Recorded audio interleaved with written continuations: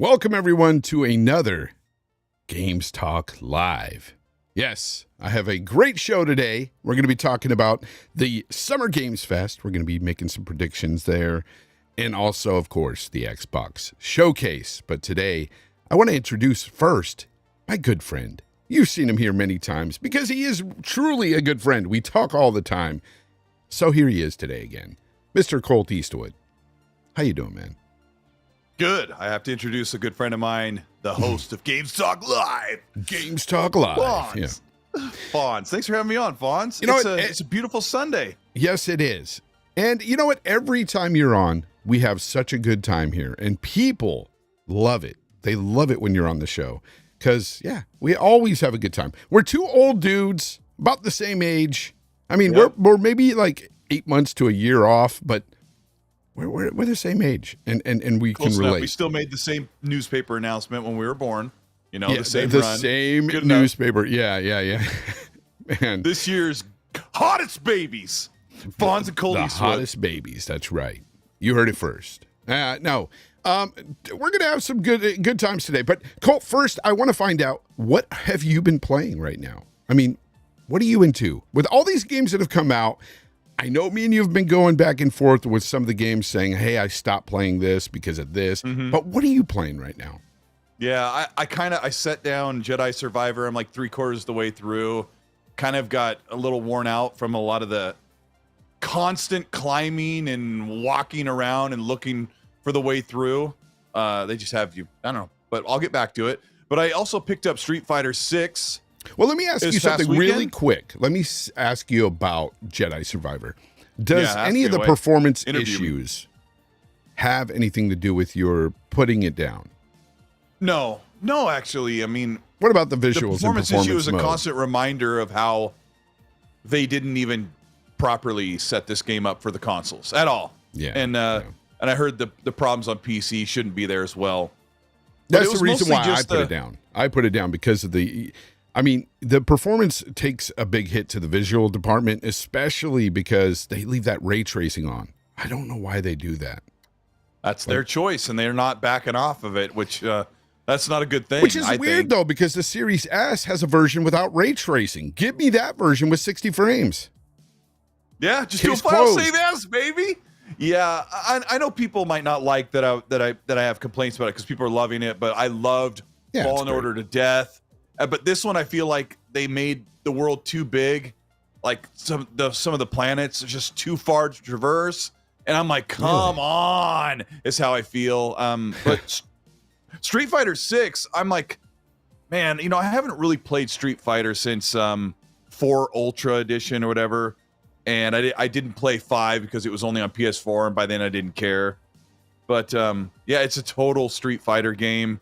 I don't know if I'll play much of it. I've done like 2 of the campaigns. I don't know, but pretty impressive. It's a pretty impressive game. Yeah. I mean, yeah. we're sitting smack dab in the middle of possibly 4 games coming out in this month alone, in this 30 days. That will be, 90 Metacritic, with Jedi is like really high up there. Final Fantasy 16 is coming out.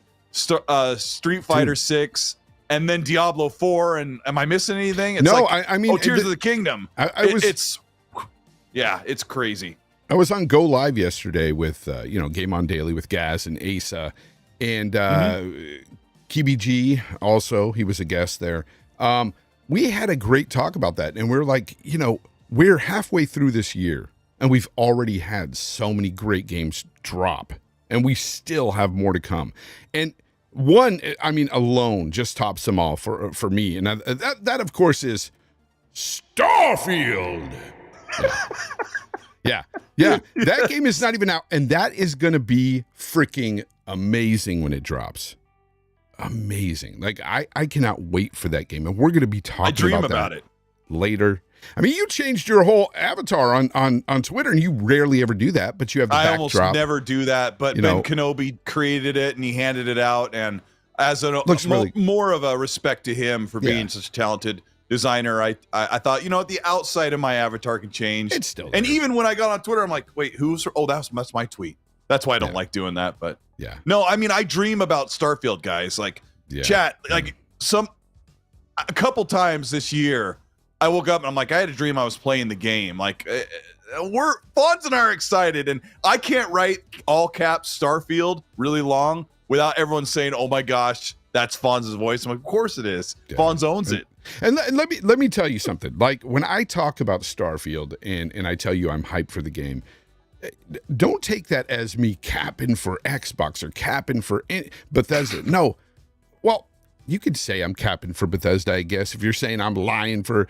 Okay, I'm not lying, but I do hold Bethesda up on such a high level because every single player RPG I've played from them, I have personally loved. And Starfield is going to be no different, in my opinion. What's it called? You want to hear Starfield? Yeah, Starfield. Yes. Starfield. It will be the game of the generation. Screw that little Nintendo. No. No, it's going to be great. It's going to be an awesome game.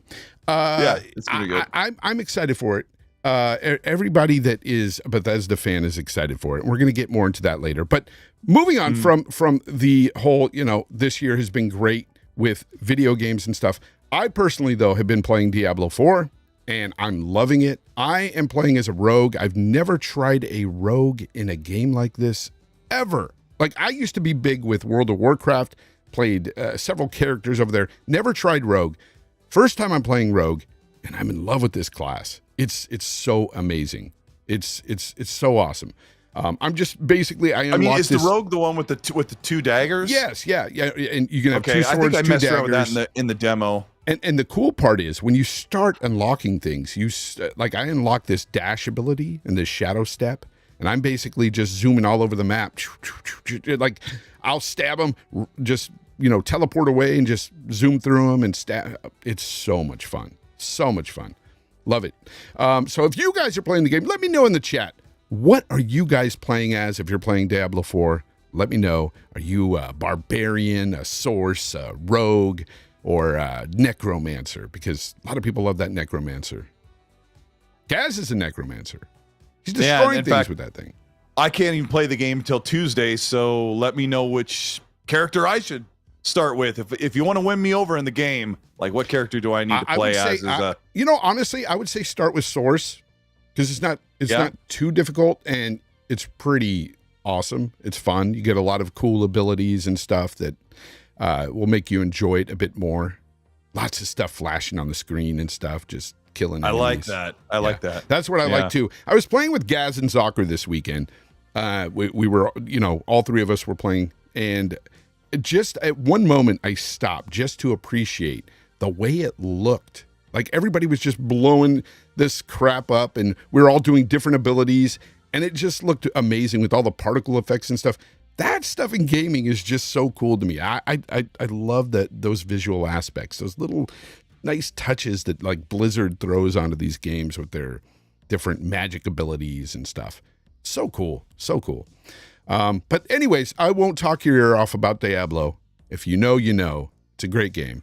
But yes, we're having a great year with gaming. Right now, speaking about games, let's go ahead and play something that I like to call 5 Questions. Colt, you know the deal. 5 questions. And my head is back off the green screen here. Darn it. I got to fix that because I don't like it. Every time I load my show up, something is off. Something has to be moved in real time. Yeah. It won't fix. Oh well. I'll move over here. Colt. All right. We're gonna a perfectionist. Yes. We need to do it right. Almost 100 people are watching the show. Hit the like button. We're gonna do 5 questions. It's gonna be crazy. Hit that like button. We're gonna be talking to everything Xbox being A-OK. We'll see. Doom. No doom and gloom, though. There will not be any doom and gloom today. There's nothing left. We're good. Nothing. We're good. Unless you're talking about Sony, of course. There's a little to talk about over there. Not necessarily doom and gloom, but they've had a bad week, Colt. They've had a bad week. They have. Are you going to ask me 5 questions about what they did wrong, or you have something else in mind? 5 questions on why Jim Lion Ryan is still in existence. No, we're not going to do that. Nah, I like Jim. Shout out to Jim. Next time we go to the Shake Shack and he has his Fruity Pebbles and I eat my burger, we're going to have a good time, good chat, as always. But no, not today. Let's get to this 5 questions. All right, Colt. 5 questions, 4 trivia, 1 subjective. Number 1, what is the name of the country in which Fable takes place? Albion. Correct. Easy one. If you didn't know that, I would take your Xbox credentials, sir. I would have. Thanks. I would have. Number 2, can you name the last game Obsidian released? Officially, it would be Grounded. But before that was Outer Worlds. Pentiment. Oh, Pentiment. I forgot about Pentiment. Oh my gosh. Well, I mean, I played 1 hour and I'm like, nope. Judging by the sales, everybody forgot about Pentiment. That was really disrespectful.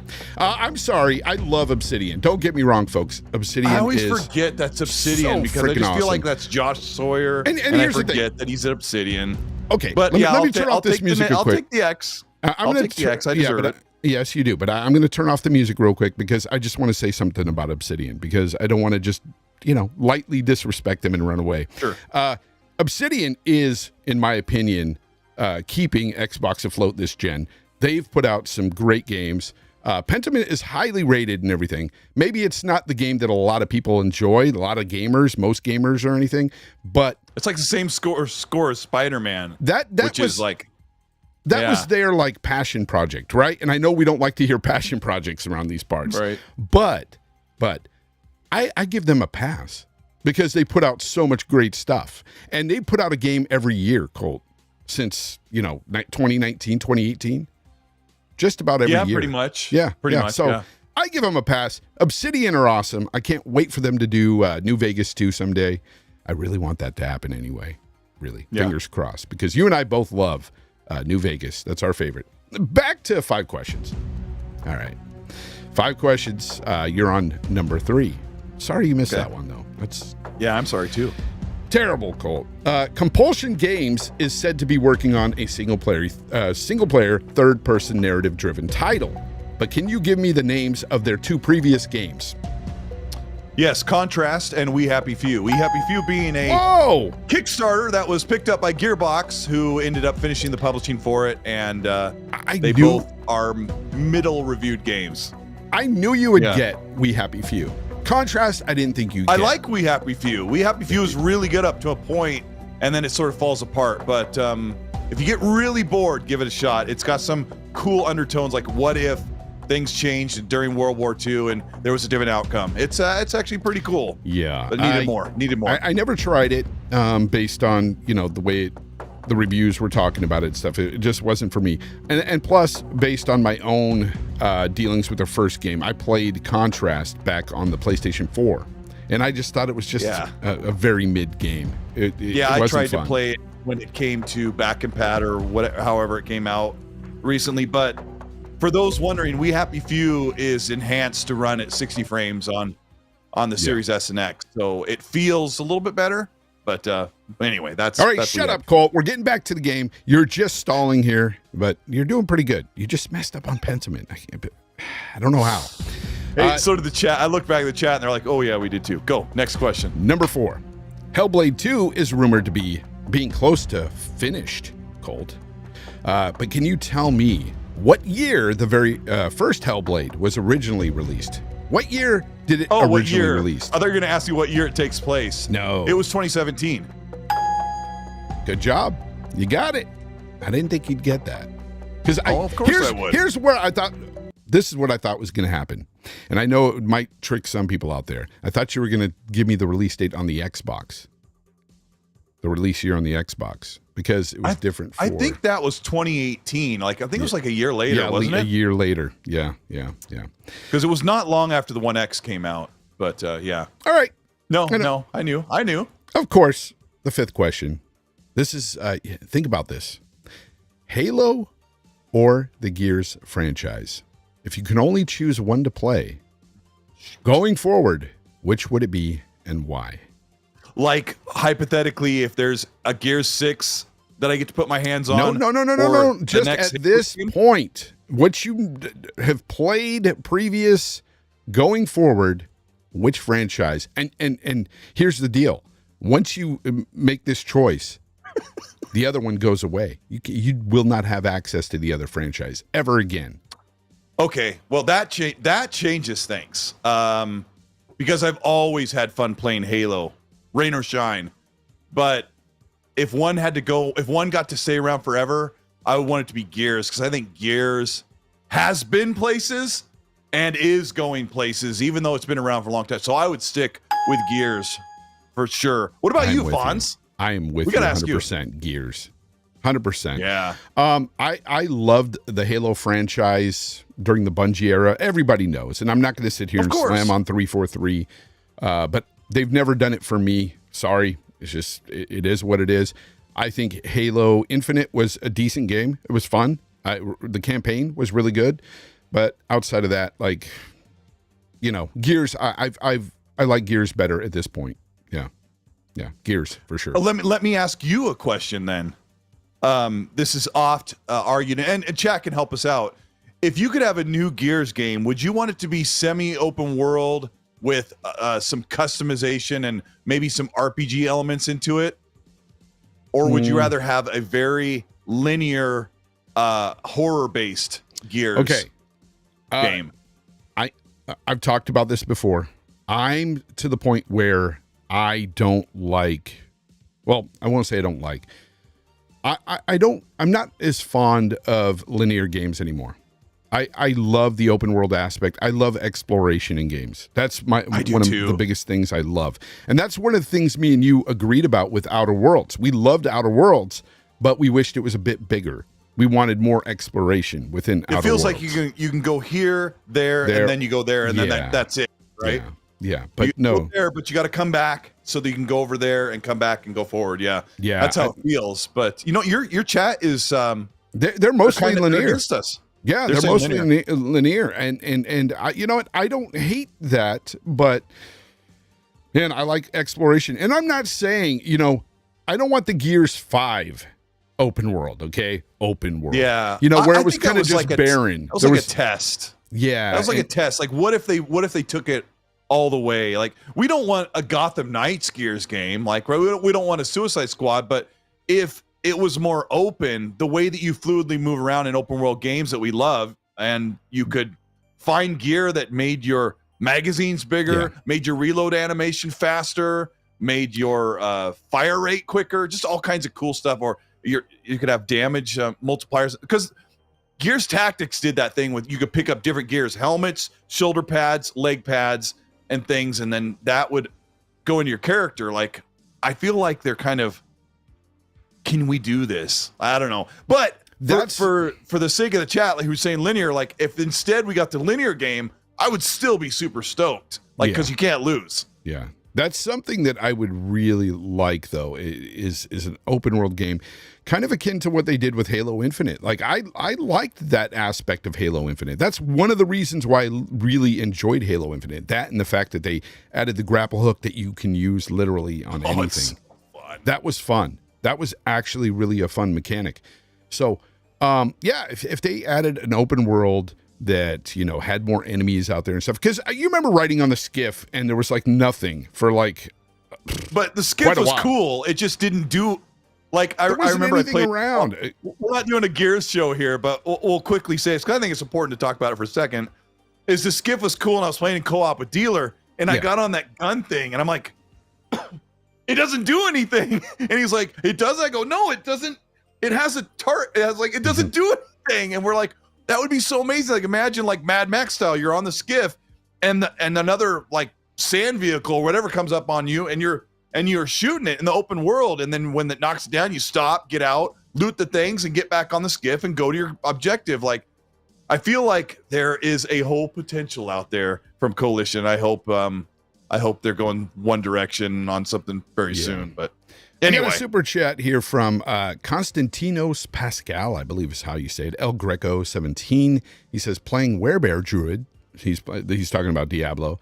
That pulverizes packs. He says found a unique helm that made my build click even more. As a PoE player, D4 is a breath of fresh air. He's talking about Pillars of Eternity right there. Yeah, no, it's a fantastic game. Fantastic game. Thank you very much for that super chat. Let me get this one too from Brigadier's Blue.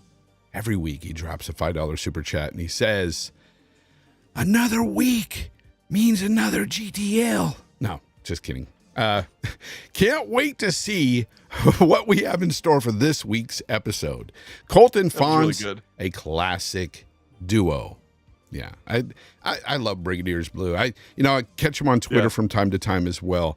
All these guys, just super awesome. Every week, get a bunch of the same guys come in here, and that's really what fuels my passion to do the show. These are our friends that are connected by the internet that we can't hang out with every day. And one guy I have to get a shout out to every week because he's here all the time is Boss Mod Lethal Papa, my number one moderator. Shout out to all my moderators, but Boss Mod holds it down, knows what he's doing. Really appreciate him, and he's like on just about every Xbox podcast, right? He does them all. Yeah, he's got a new logo that he had put together with the band hammer. So yeah, he's holding it down. Yeah, I really do appreciate the mods out there. I appreciate all of you. And yeah, thank you very much for being here. So let's talk really quickly, and I mean really quickly, okay, about the CMA. Okay, this will be fast, guys.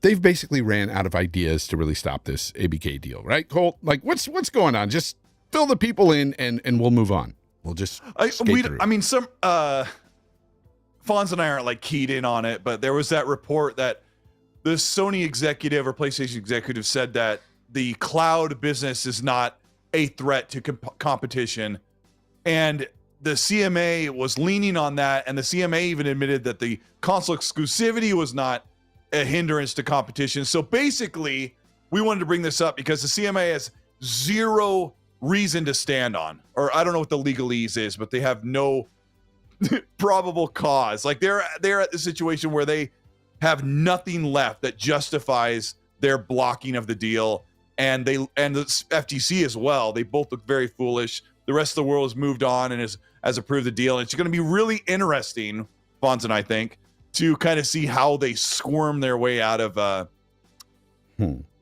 fabricating stuff. I guess. Yeah. Well, that's where we're sitting on it. Yeah, I don't know. Do you have anything funny to say we always about thought that? it was pretty weird. Anyways, that's all that's going on there really quick.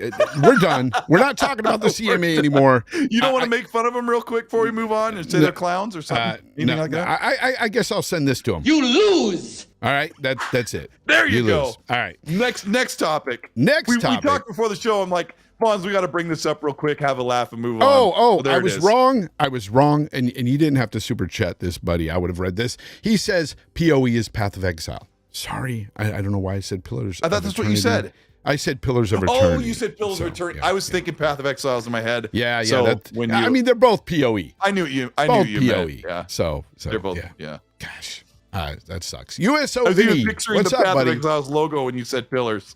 That's USO so funny. Vinny, my good friend out there, he says, I usually can't make your live streams, but I'm glad I was able to make this one. Of course, because Colt Eastwood was here, not Colt Eastwood. I called him Eastwood. Call Ethan. Eastwood. Just call Ethan. I'm glad you're here, though, Colt. I'm really glad. Yeah. So, anyways. Love it. Love it. Let's go ahead and talk about Arkane Austin really quickly. We're going to be talking about Arkane Austin. So there was a report that came out from Jason Schreier.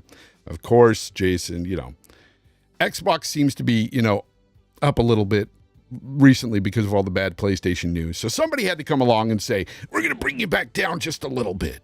Just a little bit. Okay, so Jason Schreier put out this article about Arkane Austin when they were creating Redfall, apparently. Now, here's where it's interesting. Now, Dealer reported on this like a long time ago, talking about Arkane Austin, or Bethesda in general, ZeniMax making gas games to try to seem more enticing to be sold off, you know. Colt, what were they saying about that exactly? I don't think we can disclose his source. No, but it was somebody. We won't. Yeah, but it was somebody that knew what they were talking about. I know the source. Yeah, it's legit. Yeah. It's legit. But basically, that Bethesda Softworks and ZeniMax had decided to put together some games as a service titles, push them out fairly quickly by cross-pollinating. Yeah. So that they could make a quick buck and bolster the value proposition to be sold. And this is like 2018, 2019 era. And Xbox proposed to buy them at the end of 2020. So we had heard about this for a while. And remember, there used to be like the whole talks about, oh, are they going to buy Bethesda? Like a year and a half before, and it ever happened, people just dismissed it. Like, I don't know who said it. It might have been Rand, but it was like just total speculation.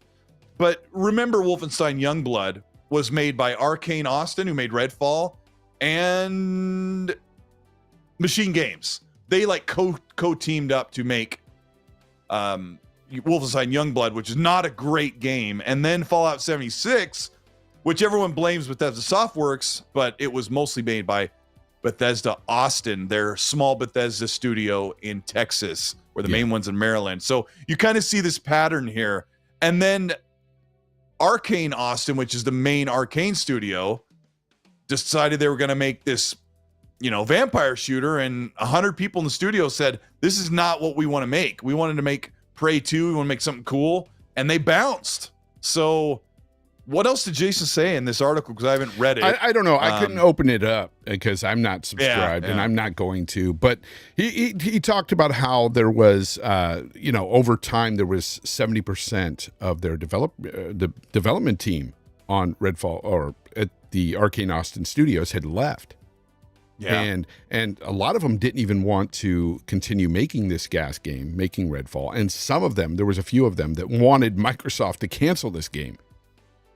And that is where I find I take issue with kind of Xbox in this situation.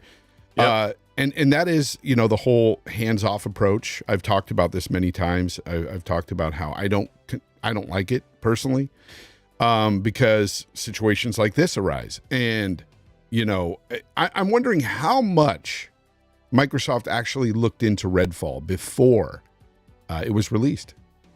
I really don't know. And I don't think we'll ever really know. Well, I mean, my problem is they saw the game a year ago before launch and said, go ahead and take the extra time. And during that time, Arkane wanted Microsoft to say, you know what, pitch it. But Xbox just probably thought, hey, keep pushing forward because we have nothing out. So I think they're to blame, obviously, for not, they should have been babysitting him. I feel like I've said this for a while. Since all this kind of what would you say? Okay, so you say they should have been babysitting him. What would you say to those who tell you, well, Bethesda said they're going to manage their own studios? Well, unfortunately, Xbox has learned the hard decision that they can no longer trust that, because it's not so much Bethesda got their arse burned by this thing with Redfall. It's mostly the name of the Xbox brand that has taken the most heat for Redfall's failure. And tell me I'm wrong. Yeah. Well, do you think that they, you know, I don't want to beat a dead horse here, or, you know, because we all know Redfall was bad. Colt, you're the only one that thought it was amazing. 100% loved it, played it all the way through, and thought you played it 3 times, right? I did finish it. I stuck with it, and I got. I'm just kidding. I got the last like 6 hours into it, and I said, forget it. I went from medium regular down to easy, and I just finished the game, rolled the credits, and uninstalled it. I don't know. I guess I'm weird. Do you think that this, though, you know, will kind of put a change at Microsoft, their whole approach to, you know, these studios and that hands-off approach? Yeah, I think it did. But I'm just pissed off that it didn't happen a year ago. Where me too. Xbox thought we have to. That was a really bad word I just said on the internet. Clip that. That's perfect. Yeah, I mean, they should have felt that burn in the lower regions a long time ago, where they need to say, you know what, the problem with Arkane was, the famous quote, Arkane never misses. Like, Oh, why would you go babysit a team that has done nothing but put out well-loved, well-polished, great games? And I sort of feel for Xbox where I'm like, why go babysit them? Like, you really think they can't deliver? But on the other hand, like I said, Xbox saw the game a year ago. They should have known something was off. Yeah. I mean, obviously they knew the game needed more than just an extra year of polish, because everything you do in the game, it only did step 1 of 3 throughout the entire game. And as someone who finished it, I know what that means. Anything you do in the open world or any mechanic you encounter, it only does the very first step, and it never follows through and does everything else you'd expect every other video game to do that's halfway decent. And then that's Redfall. Thanks for tuning in to GTL. Hey, 171 people watching. Hit the like button. 171 people. Hit the like button. I'm sure the Iron Lords podcast is still on. That's probably why there isn't even more. But who knows? Because when you're here, we usually have a lot more people because people want to see you, Colt. I'm going to see if the Iron Lords are still on. Oh, they probably are. Shout out to the Iron Lords, my good brothers over there. Shout out to them and their very cushy seats King, to be able to do that. Addict. Great guys over there. Love those guys. Now, here's the thing. I'm going to ask you something, and it's going to, a lot of people are going to be, I think, divided on this. So, concerning Redfall, what if they would have canceled it? I know they would have gotten a lot of flack for it. Okay. I know they would have gotten a lot of flack for it, but at the same time, in hindsight, and I know it's, 2020 in hindsight, but looking at it, I'm like, man, it probably would have been better off had it been canceled because they survived Scalebound. I know there's a few people that still bring it up today, but if it's bad, it's bad. Like, yeah. The problem with Scalebound is it wasn't. I mean, maybe Scalebound was supposed to release in a year's time before they. Well, I want you to put up a poll, Fonz. This is your show. Oh, I'd love that. Yeah. But I was having a discussion with Gaz and I think Rand the other day about this. And I said, so tell me, you guys, if Xbox would have just canceled Redfall, which would have been the worst PR, a 57 Metacritic or canceling it months before release? And they were like, well, I don't want to say because I want to see what your audience starts to vote. What should I ask them about it? Say, what would be a worse PR hit? Redfall canceled or Redfall 57 meta? That should work. All right. It's yes or no. And think about it. But I mean, at that point, we were like 3 months away. We were about 3 months away when the IGN bad gameplay thing dropped. You know what? F the poll. Give me a 1 in the chat if you feel like the cancellation would have been better, or a 2 in the chat if it would have been worse. How about that? Just let's go with that.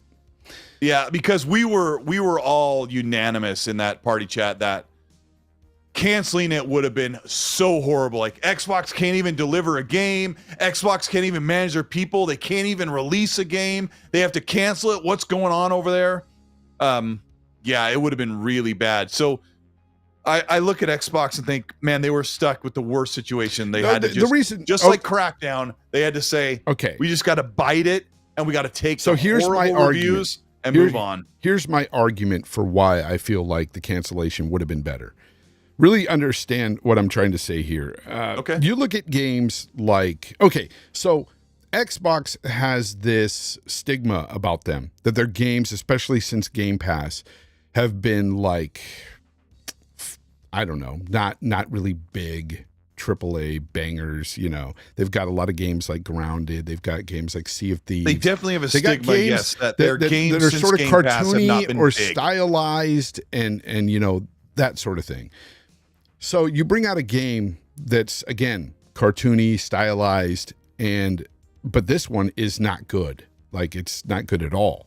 It just continues that stigma for them. It makes it look like, by having the game come out that doesn't look incredible, AA, and it's not big and does popular. Not feel AAA at all. I can write off that with you. Yeah, I mean that's a good. That's if they a good were to argument. cancel it, like, you know, that would have never been in anybody's mind that it was so bad and it was Okay, this double A. so you're saying like canceling Scalebound was good because the game was garbage. Yeah, and if it would have come out, it would have been a black eye. Now, would you have been a proponent in 2019 or 2018 for them to cancel Crackdown 3?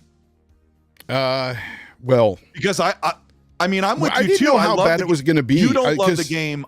I love the game, but here's the thing. I can definitely see your point that if Crackdown never came out, they could never say Exactly. that Xbox And- makes games like that. But here's the thing with Crackdown, it was already an established IP that people loved.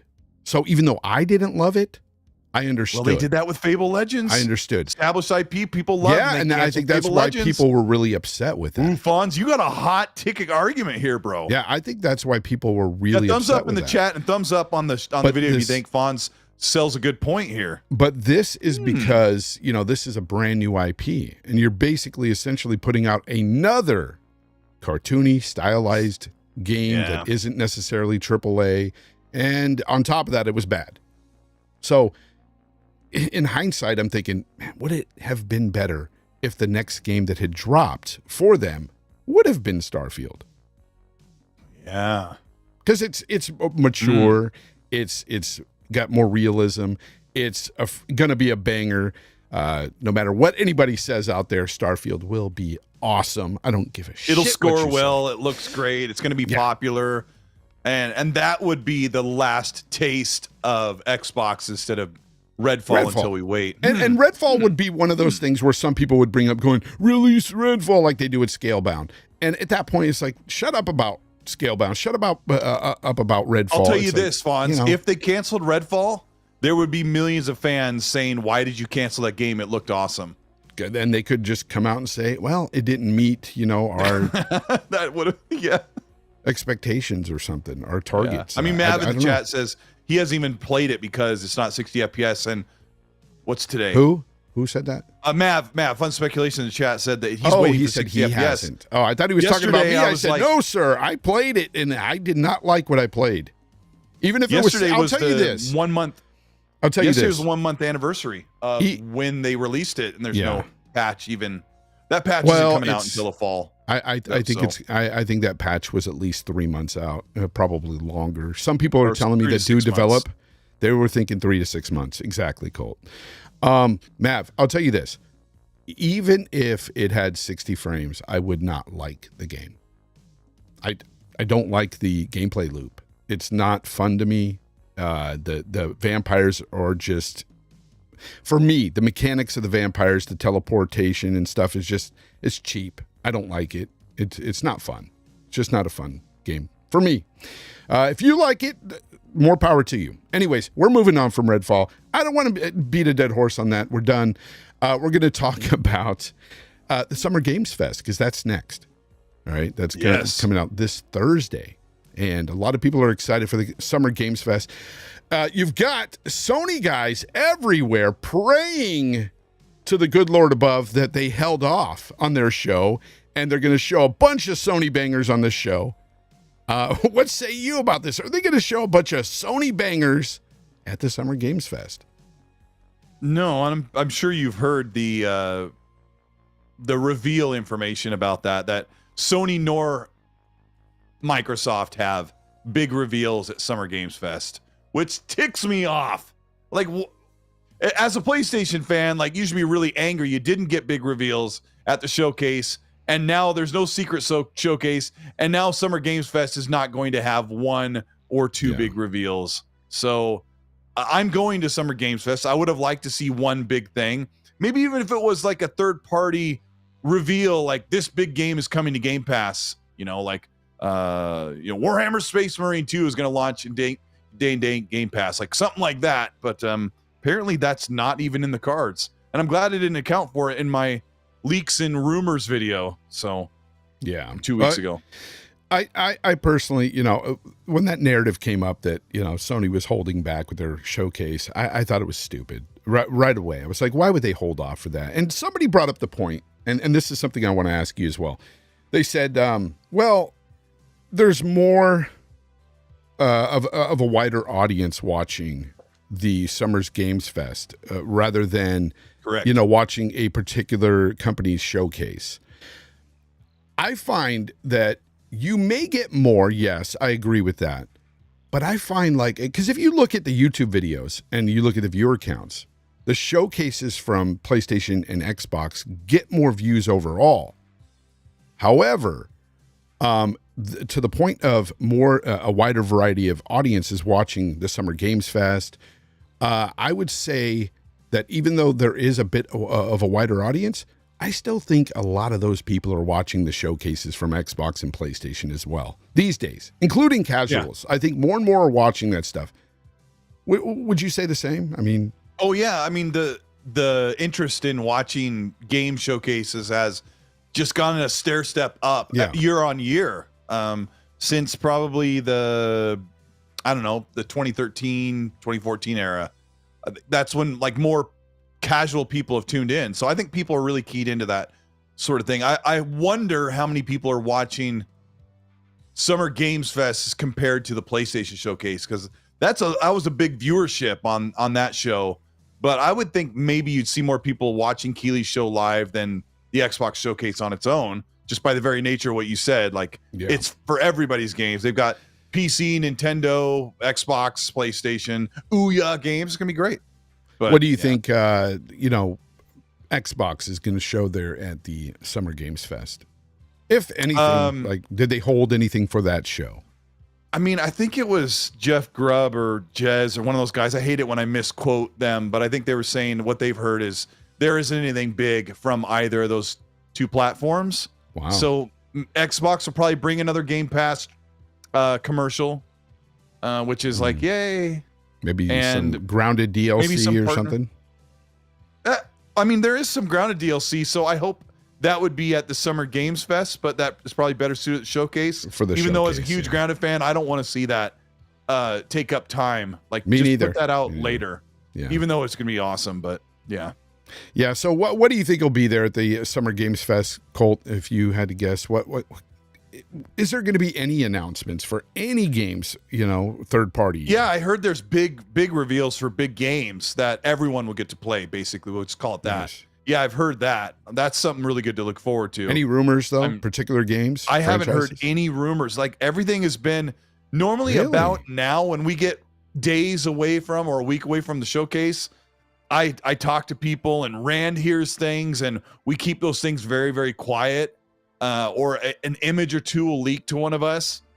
And I just think they've G14 classified everything so, and shout out to anybody who knows the reference.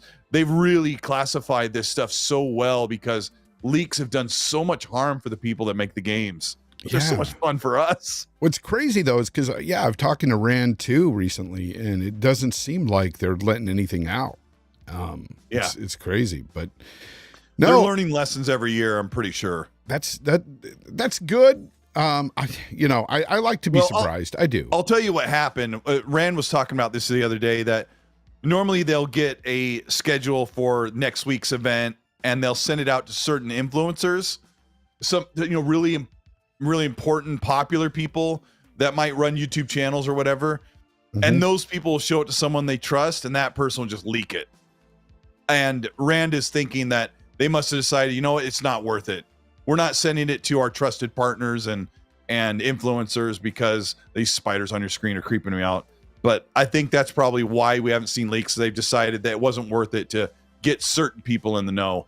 You're on a need-to-know basis, Rubilowitz. You're on a need-to-know basis. Oh, man. Shout out to Hargeet, by the way. Shout out to Hargeet. Hargeet Chani in the chat. Welcome, brother. Welcome. Appreciate you being here, as always. Welcome, brother. Welcome. Yeah. Anyways, I have no idea what these announcements are going to be. What big games they could announce there. Well, I mean, why don't you indulge us and tell us, what would you like to see at Summer Games Fest? Is there something that's been revealed or talk about that you'd like to actually see a little more of? Honestly, one of the games, and that'll be at the Ubisoft thing, that they'll do. But I need to see more on AC Mirage because I'm not sold. I'm not sold on it. There's something about it that doesn't look right to me. Look, I know it's going back to the older games, the stealth and all that, but that's fine. But I preferred the Odysseys, the Origins. I preferred those. Now, those weren't necessarily Assassin's Creed games. I feel like they should have changed the names for those games. But I get it. Oh, you know, for the ones that we love. Yeah, the Odyssey, open world Origins. RPGs. Exactly. I love those. Yeah. But going back, I don't hate it because I do like the old games too. However, there's something about the way it looks. It looks cheap. It doesn't look as nice. The graphics don't look as good as, say, Origins. I mean, like Odyssey and Valhalla look like so wonderful. Yeah, it doesn't look right to me. I don't know, chat. Is it my eyes? Because Mirage doesn't look graphically impressive. And we're seeing real in-engine gameplay in that. I'm gonna pull this up. I want to see really more quick. of it. I definitely. And it's a $50 game. So is that telling us something? Are they saying that it's a smaller, much smaller title? I mean, because they did say that it wasn't going to be a big open world either, which already it looks like a 2018 game to me. And I mean, yeah. if you load up Assassin's Creed Origin or Odyssey with its 60 frames enhancement on your Series X on an OLED, like you'll be like, oh man, that's like the best looking game I've ever seen. And Mirage may be right up there. And in 2023, is that not good enough for you, Fonz? No, unfortunately, Expect not with a Series X and a PlayStation 5. Like you would think that Yeah. these games would look top notch. Okay, so yeah, people are saying in the chat, and I said it as well here already. I said that they've mentioned that it's not a big open world game, but It looks pretty nice to me. I would rather it be a big open world game. That's just me though. That I like the Odysseys. I like the Origins. I love them. Love them. And now we're going back, and it's like, okay, hopefully they do a good job of it. And that's why I want to see more. Before I put my final stamp of disapproval on it or approval, I want to see more. And so I Also would like say to this, see more though, of chat. AC Mirage. Also say this, in 2018, Fonz and I were not super sold on Odyssey. Yeah. I'm pretty sure. I mean, I was like, I was talking like crap Center about Rome. it. Yeah, I mean, and we loved it. Yeah, it's And really good. so I am predicting that you'll still be pretty happy with it. I hope. Hopefully. want that. I like Ubisoft, and I know a lot of people out there is going to laugh at that. He likes Ubisoft. They suck. I do. Nah, Sorry. we like a lot of their I stuff. like big open world games. So yeah, I do. I hope they show some of that. Now imagine like you get that experience with Gears. A big open I world know. Gears world That's what I where want. there's a war where it's like what in the I middle of want. all the wars and like there's areas of big battles you can go get into. Oh, if we could dream, it'd be amazing. Yeah. But anyway, Let me get this before it goes away. I got Jerry sent me a super chat. Thank you very much, Jerry. Which RPG franchise, current, resurrected, linear, non-linear, would you prefer to first utilize Chat GPT in its dialogue options? Much love to you both. You know what? I love that you brought that up. The reason why is because I've been seeing more and more videos lately, Colt, on Chat GPT being implemented into RPG games, and it's freaking amazing. it's the right move, honestly. It's freaking amazing. I mean, they literally, and even the animations and stuff, they'll look towards whoever they're talking about, talk about that person. If you say, hey, that guy at the bar over there, should I try to recruit him? What is he good at? And whoever And you're it's talking valuable to, enough to follow that. well, yeah, and the guy will look over there and say, yeah, that person is good at this. This is his skills and blah, blah, blah. And you can just like talk about anybody just on the fly. And it's amazing. Like, I really think that that this AI stuff being implemented into RPGs is going to be the future for sure. That's going to come. It's amazing. Yeah, asking which RPGs. It's too late for this next upcoming one, but I wouldn't mind seeing it in the next Mass Effect. How about? You have to keep in mind that they write a whole book of dialogue options, and they have people read that, and some of that stuff feels so robotic, even though you're enjoying the heck out of the game. Like, why not offload that to a much more flexible and malleable thing like AI? It's a future that is not too far around the corner. And I think it'll make our games better, where they'll be more open-ended and they'll be more flexible. And they'll also, most importantly, it might take a year off of production that has normally been chewed up by bringing people in under union agreements. And you know where I think they can flesh this out, and it's got plenty of time, is Elder Scrolls 6. Sure. I think that's where I would like to see it. The problem is, like, you'd be, as Bethesda Softworks, whose literal DNA is how they make their RPGs, to offload that to an AI and wonder if it takes away the tone and the magic of handcrafted, because they could still overall write the whole tone of the game, the basic, structure, even a lot of the dialogue, but give the AI more choices. Like, let the AI run more choices too. They can fence it in to certain things, so think about the AI can stay within parameters. Sure. I really think Todd Howard would love something like that.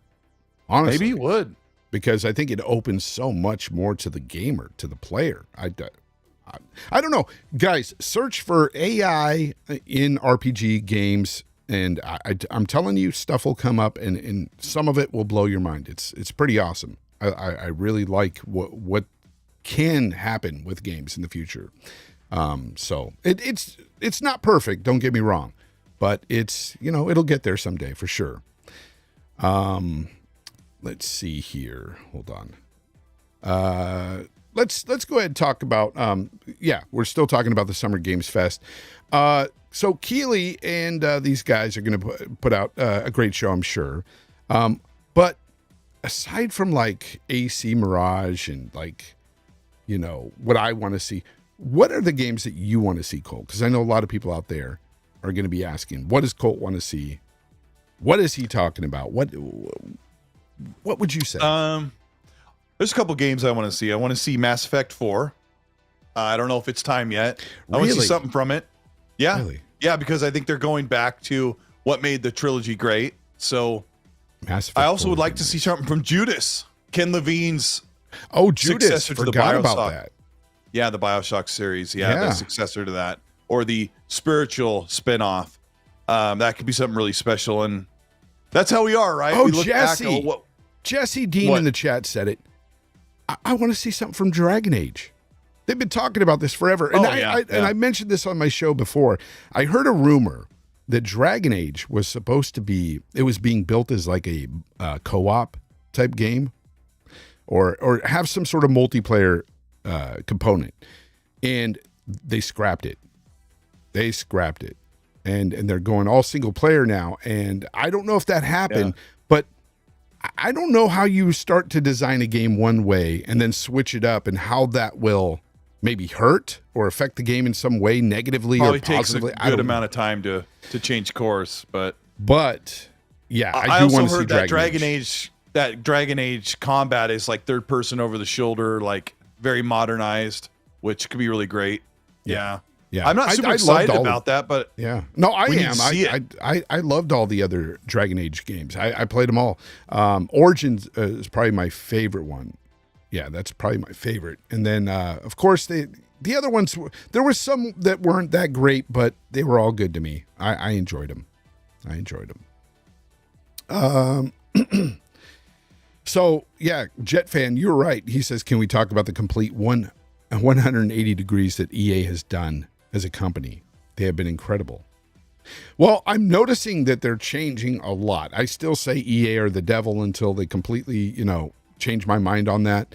But right now, with games like Jedi Survivor being single player, not having microtransactions, that sort of stuff, really good.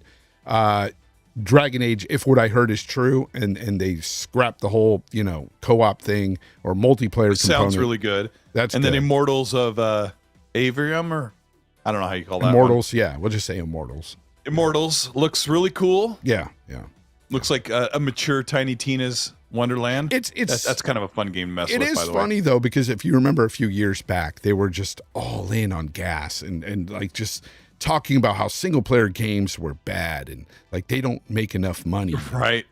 Yeah. I mean, a dude, lot I of people remember were doing games as a service because those were hot ticket items, but you know, trends come and go pretty quickly. Oh, there's a picture on the Unfortunately. screen of Gaz, Zocker, and my character. We were playing together the other day. We were having a good time. Look at you, Zocker's the little guy in the lovebird. half shirt. Yeah, Zocker likes to wear half shirts in real life too. It's just the way he is. That's the way he rolls, people. Shout out to Zocker. So, anyways, anything else, guys, in the chat? What do you guys want to see at the Game Awards? Or not Game Awards. Dokkavi. The Summer Games Fest. Keeleys are all the same to me. Sorry. Gaz and I want to see Dokkavi again. Dokkavi. Which one was that? Dokkavi was, you're going to laugh, but it was like the little kids, like it was a Japanese It was anime an style. open world animation, With like Japanese the skateboards anime and the thing. dancing. I remember that. Yeah. Yeah. Why do you want to see that again? I'm just wondering. I don't know, because it just looked so funny. I don't know. It It looked like something. I'm like, you know what? I'm going to give that a shot. It was looks so like- quirky. It was like GTA anime style. Yeah. It was really Yeah, weird. it was weird. Really weird. Let me go ahead and get this super chat real quick from Expose305. Glad you guys are around to inform us about our gaming console, the one and only Xbox for life, two kings, and one of my favorite Xbox podcasts. Well, I appreciate you, but I don't really consider myself just an Xbox podcast. I know I play primarily on Xbox right now, but I do enjoy my PlayStation 5 as well. Not so much the Nintendo. That I don't know why I bought two of them, Colt. I bought one for my son. I have two of them. But I don't Yeah, I know got 'em why for I my bought kid. the second. It was just, I thought maybe I'll use it. I have used that thing maybe a good 20 minutes.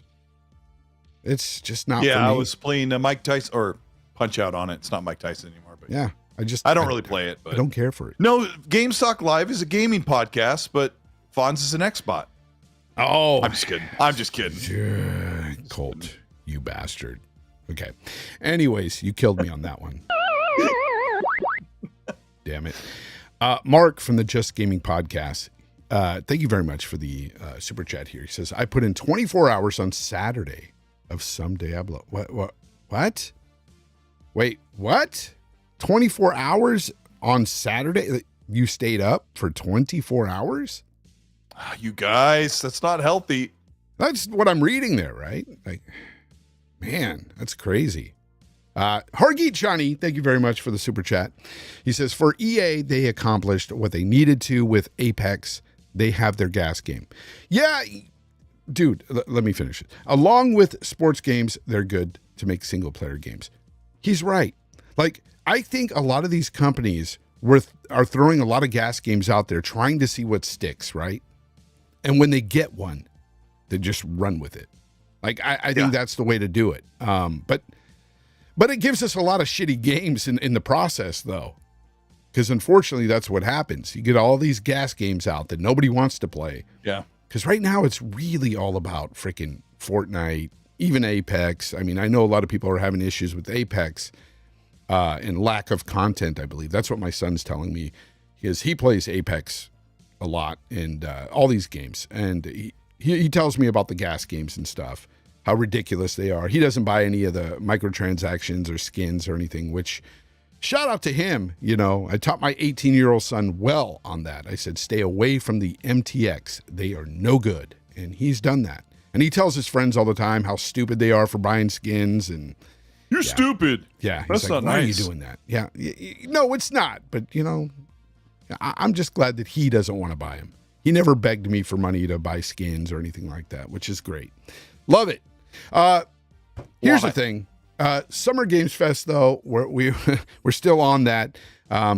People in the chat, I've asked them what they wanted to see, and I haven't really seen you guys mention anything, really. I don't know what they're gonna come with announcing. Like, I don't know what new IP they can bring up. Like, I can't think of the games right now that they've already announced as well in the past. Well, you can't think of a new IP because it hasn't been invented yet. Well, but I can't think of anything that I'd want to see maybe from a movie franchise or whatever. Like, I mean, what are we going to get? The Little Mermaid? Like, I don't care for that. I don't know. It's just I don't know. Beauty and the Beast, the game. And I think this is the first time I'm going into these showcases not really knowing what they're going to show. I really don't know what they're going to show at Summer Games Fest, because you're right.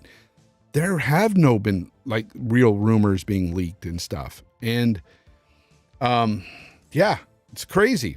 I know some people are here saying they want to see contraband and stuff, but that I think that will be on the Xbox showcase if they do show anything from that. Death Stranding 2 teaser might be shown at the Summer Games Fest. That's what Jesse Dean says. Yeah, Death but that's Stranding 2. I mean, that's a PlayStation. Yeah. That's a PlayStation first party published game, and we already have heard that that's not in the cards for PlayStation. So I don't think so. Okay. Yeah. Mortal Kombat 1. Some people want to see that as well. I've seen enough of it. It's a fighting game. It looks cool. I get it. You know, Tekken might be there. Wonder Woman, excuse me. Wonder Woman. Wonder Woman game. For Monolith would be a cool thing, but yeah. I've already told Xbox several times to go buy that. Just go pay for that. Go buy it day one on Game Pass, or just go get it exclusive and just take it. Forget Keeley. We're going to talk about the Xbox Game Showcase. Let's move on to that. I'd rather talk about this anyway, because I think Xbox has a chance to finally, like, well, I won't say finally, because they've had good showcases in the past, but they have a chance to really set the tone from here on out on Xbox and what they're going to give us in the future.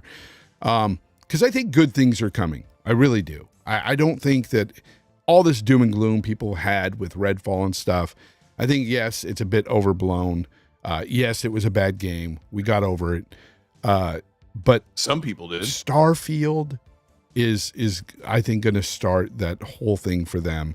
Bethesda, ZeniMax, everybody underneath them. You got Machine Games. You've got great talent there. You've got so many studios that they have. They've got the Coalition. They've got Playground Games. They got Turn 10. They got so many studios under the Xbox umbrella that are going to deliver great games. We know this. It's ridiculous to say otherwise. But what do you think in this showcase? Because they've announced a lot, Colt.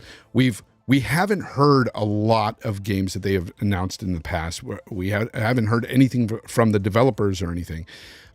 Games like Contraband, games like Perfect Dark. You know, are we going to see these types of games here? Are we going to see some updates here? What do you think? Some of them, but I mean, you could go through the list systematically, but I think Contraband's probably due to be shown. I heard last year it needed an extra year. So, you know, if they're a year away from showing, then their gameplay showcase is in the cards a year before release.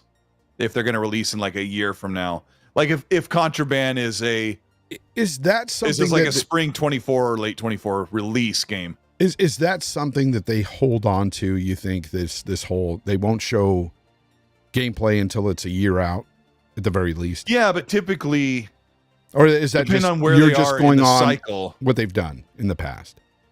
It's not like a, you know, a policy it is a there. rule. Oh, it is a policy. Okay. Yeah.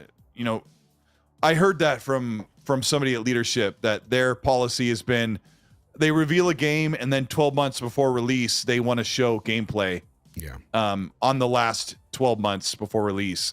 And something like Gears 5, they showed gameplay in June and released the game in September or something like that. You know, so you waited a long time to see the gameplay, and then the game came out, you know, a few months after that. So by all rights, I think we should see a gameplay reveal of what Contraband actually looks like or how it will feel. Yeah, I just need to know what it is exactly. Like, we need to look at. I mean, we were told I can briefly. tell you. Yeah, go ahead. I can tell you what I know. I mean, you're in an archipelago in like a Greece type area or Mediterranean. I can't remember what they called it. It's somewhere in Middle Europe, and it takes place in the 1970s. So expect like big muscle cars and no high technology. So it'll be just like straight up old school heists. And didn't they say that it was going to be like a co-op game? Yeah, and it's probably third person driving, third person on foot. Nice. Much like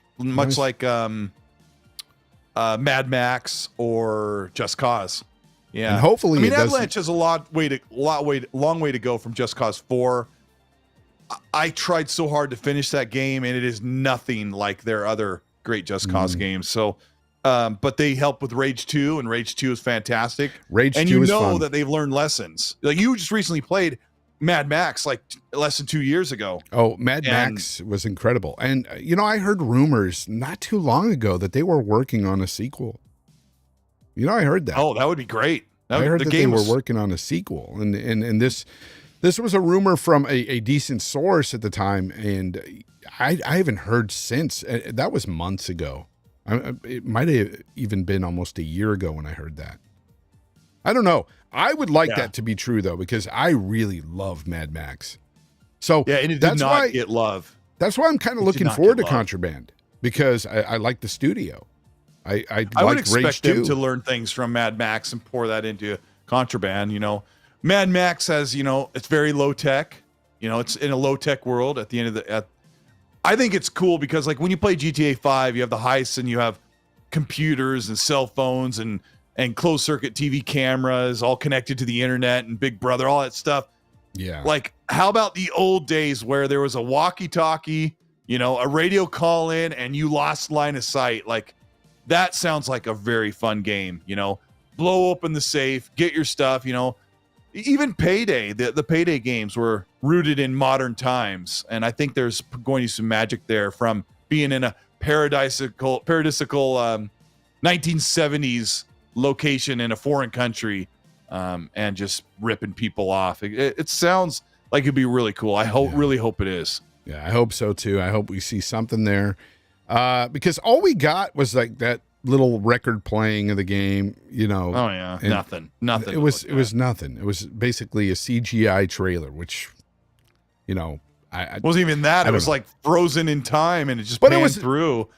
That's an announcement, though. I'm good with those. Okay. And we're going to talk about the announcements versus, showing in-engine versus CGI versus gameplay. We're going to talk about that later with another title. But, I think that they could show something from that. What about Hellblade 2, though? Hellblade 2, we've seen a lot of in-engine stuff on their dev diaries, which I've loved. I've loved watching the insight to all the making of the game. Do you think here is where we're going to see some proper gameplay? Since, of course, it's almost done, apparently. Yeah. I mean, we have to. This is it. They're not going to. Why wait? I think Hellblade 2 is set to release at the end of this year or early next year. I think they're that close. Yeah. So we're going to see combat. We're going to see what the world feels like, other than running away from a big giant man baby. And it was a PlayStation fan, I think they're running away from. And then they're I'm just kidding, Fonz. That was really toxic. You know what? I'm gonna apologize for that. Not really. I already take it back. No, but I think it's time to see gameplay of Hellblade. We'll get to see that combat, the sword play, which is, it's not going to be parry block, parry attack. Yeah. They brought in the combat designer from the Star Wars movies. This like 60-year-old guy who's been teaching actors and actresses how to fight with a sword and a bunch of different movies over the years, over the decades. So they've been working really hard on that mocap that they wrapped up last year. So I think Hellblade, that's a long answer. Hellblade is ready to be shown. Hellblade 2 is definitely going to be there, I think. 100%. I don't have any thought in my head that it wouldn't be there. Because again, the rumors we've been hearing for a long time was it might even release this year. Holiday. That was one of the big rumors that was going around. So if it's that close, it's got to be there. I don't think it's going to release until early 2024. I think it'll be like a spring game, 2024. Could be. I hope it's not fall, but I don't. I thought the game was ready for this year, last year, before the showcase. So, well, the reason why I hope it's not this year is because honestly, I'm going to be stuck playing Starfield for many hours. Like that. I do not want to set down Starfield to try my hand at Hellblade. And we'll talk about Starfield in a minute. But what else do you think they're going to show there, Colt? There's Obsidian Avowed. Avowed, of course. Yeah. Avowed, it's time to see gameplay. And I think at first I would have told you that you'd only be able to play in first person like Outer Worlds, but seeing what they did with their last major game, I think it's quite possible you could play this game in third person. I really hope that they've made that jump over this development of the game. We don't know anything about the perspective, but the game's gonna be great, and I hope it brings back the magic we felt when we played Skyrim. So I think we're gonna see it at the showcase, and that's another one. Well, I seriously have total confidence that Avowed and Hellblade are set to release at the same time. Like, well, not that they're gonna release them at the same time. Like, they are in the window. But they're where ready. Yeah. they could, that one of those is gonna launch at the end of the year, or it's hard to say that statement because they're not gonna release at the same time, but they're both right there. Where does that make sense? No, like, that's how I close understand. they are. I understand what you're saying. For me, Avowed would basically, if they show Avowed gameplay, okay, let me just say this. That would be one of the biggest things for me. Like, I really, that's high on my list of games to play. You know, I can't wait for that game. So if they show gameplay there, that's a big plus for me for the show already. That's going to do a lot for me. Then I Hellblade 2, depending on how they show Hellblade 2, depending on the combat anyway, because that really for me is one of the reasons why I didn't like Hellblade, and I couldn't finish Hellblade. I'll say that. I didn't think Hellblade was awful, but I just didn't like the whole. It was basically a walking simulator, and then you get into some combat, and then you get into a lot of puzzles. If that's the problem changed, with Hellblade is when you do get into combat, you are so ill prepared because the combat is so infrequent. Yes. And then you're at high stakes where when you die, the curse crawls up your arm. It's yeah. I don't know. So if I'm they expecting really much more. If they really did improve on that combat, which I think they did, folks, I really do. Well, I know they did. That will be really cool to see. That I can get behind that because I like Ninja Theory. I like their older games. I played Enslaved. I played Heavenly Sword. I love those games. They were good. So yeah, I'm a fan. And Hellblade looked incredible. So I have no doubt Hellblade 2 will probably be jaw-dropping, gorgeous. It'll be amazing. You can count on that.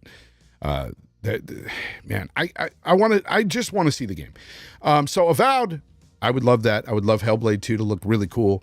What else could they show, Colt? Contraband, we talked about that. Perfect Dark. Where does Perfect Dark sit? Because we know that they've had issues. We've heard rumors of issues in the studio. Then they outsourced Crystal Dynamics. They came in to work on the project. Outsource. I mean, that was the plan the entire time. Yeah. They brought Daryl Gallagher on to lead the initiative so that he could bring in his tried and true team, Crystal Dynamics, and do what they do best with Tomb Raider and Rise of the Tomb Raider. So that was always in the works behind the scenes quietly, but the 40-some leaders that were the mainstay people that would always be leading the studio, a lot of them have left and moved on while they fought. A lot of people internally at the initiative. This is important to talk about. A lot of people, the leadership at the initiative wanted to try like a episodic game and online games as a service thing. And Daryl Gallagher put his foot down and said, no, we're making a fantastic single player action adventure game. This is what we do best. We're not going to try this as a test kitchen because we've got Microsoft money. And a lot of people said, if I don't get my voice heard, I'm out. And see ya, I guess, is how I feel, because I love you and I love those Tomb Raider games. And I don't want to see them turn it into an Avengers game like Crystal got pushed into doing games as a service for Square. Who was that? Yeah, I think it was Square. Yeah, I think it was Square. Yeah. And the Avengers single player game is good on its own, but anyway, I couldn't. Yeah, that's where they're sitting. I said all that, but Crystal Dynamics hasn't really got in there and done everything yet. So they even said that their next Tomb Raider game would likely be out before Perfect Dark. So that tells me no way Perfect Dark is making a showing at this game showcase. Yeah. No, I don't expect Perfect Dark to be there at all, but it's just I you know what I would like? Okay, so you see what Ninja Theory does on their channel. They have that dev diary thing. I would like more developers to do that. I would like updates that way, because I don't really feel a game showcase should be update central necessarily. Like, you could show me, if you've got updates on gameplay and you show me the gameplay for the game, cool. But if you're just showing a bunch of in-engine stuff all the time, like, leave that to a dev diary, in my opinion. I don't care to see the tree you've made in the game, or a building, like, or ants, you know, crawling on a log. Like, let me see the actual gameplay. That's how I am, and that's how I am with this game, Fable. Okay, well, let's talk about Fable. So, the Xbox had this teaser, and they showed it, and it basically, a lot of people saw this glitter going up these stairs, and it was purple and blue, and the glitter ended up on an Xbox controller right in front of the Xbox logo, which of course was purple and blue as well, the Starfield logo that they've got going on that's purple and blue. But then they had this music playing behind it, and it was very reminiscent of a song that was within the Fable game, the original. And a lot of people were like, this is Fable. This is pixie dust. This is Fable or fairy dust. It's got to be Fable, right? So what say you on this matter? Do you think Fable will be there? The new Fable?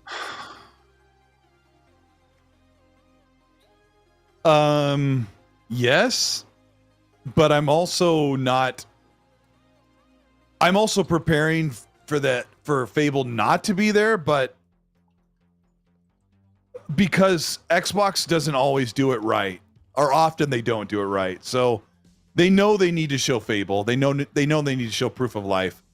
And if Matt Booty has actually been trying to get, excuse me, Playground Games to get ready to show, like, he's pressing on them. And a lot of fans don't like it when management presses on the studios. I don't like it when management or publishers press on the studios. But when it comes time to show something, it's like, you got to say, hey, we're not asking you to release the game, but if you have 30 seconds, 3 minutes, somewhere in there, we got to have you at the showcase. We have to show Proof of Life. There's got to be a pulse.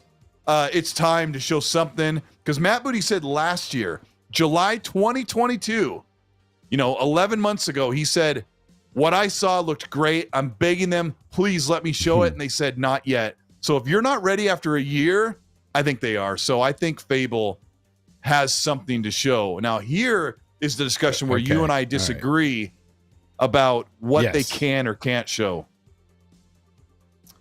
And this goes back to the discussion we said at the beginning of the show, where is it better for Redfall to come out crappy or to be outright canceled? And I propose for Fable, it's better for them to show something in engine, even if it isn't gameplay, something that says this is what the game looks like, this is what it actually looks like in game, than for them to do a no-show. Because I think if Fable is absent completely, there will be reports for months about how Xbox must be in development problems with Fable. They never even brought it up. They didn't even mention it. And then if they do show something in engine, even if it doesn't show gameplay, I think the media, content creators, podcasters, games writers, and fans will be able to post screenshots or clips from that trailer and say, this is what Fable looks like. And I think that does far more positive benefit than them completely skipping because they don't have gameplay. That's where I sit, but you have much more you can say about it. No. Here's the thing. Like, I don't hate what you said there. Because you've got a lot of truth to what you're saying. I do understand that they would be under high scrutiny if they don't show the game at all in any capacity.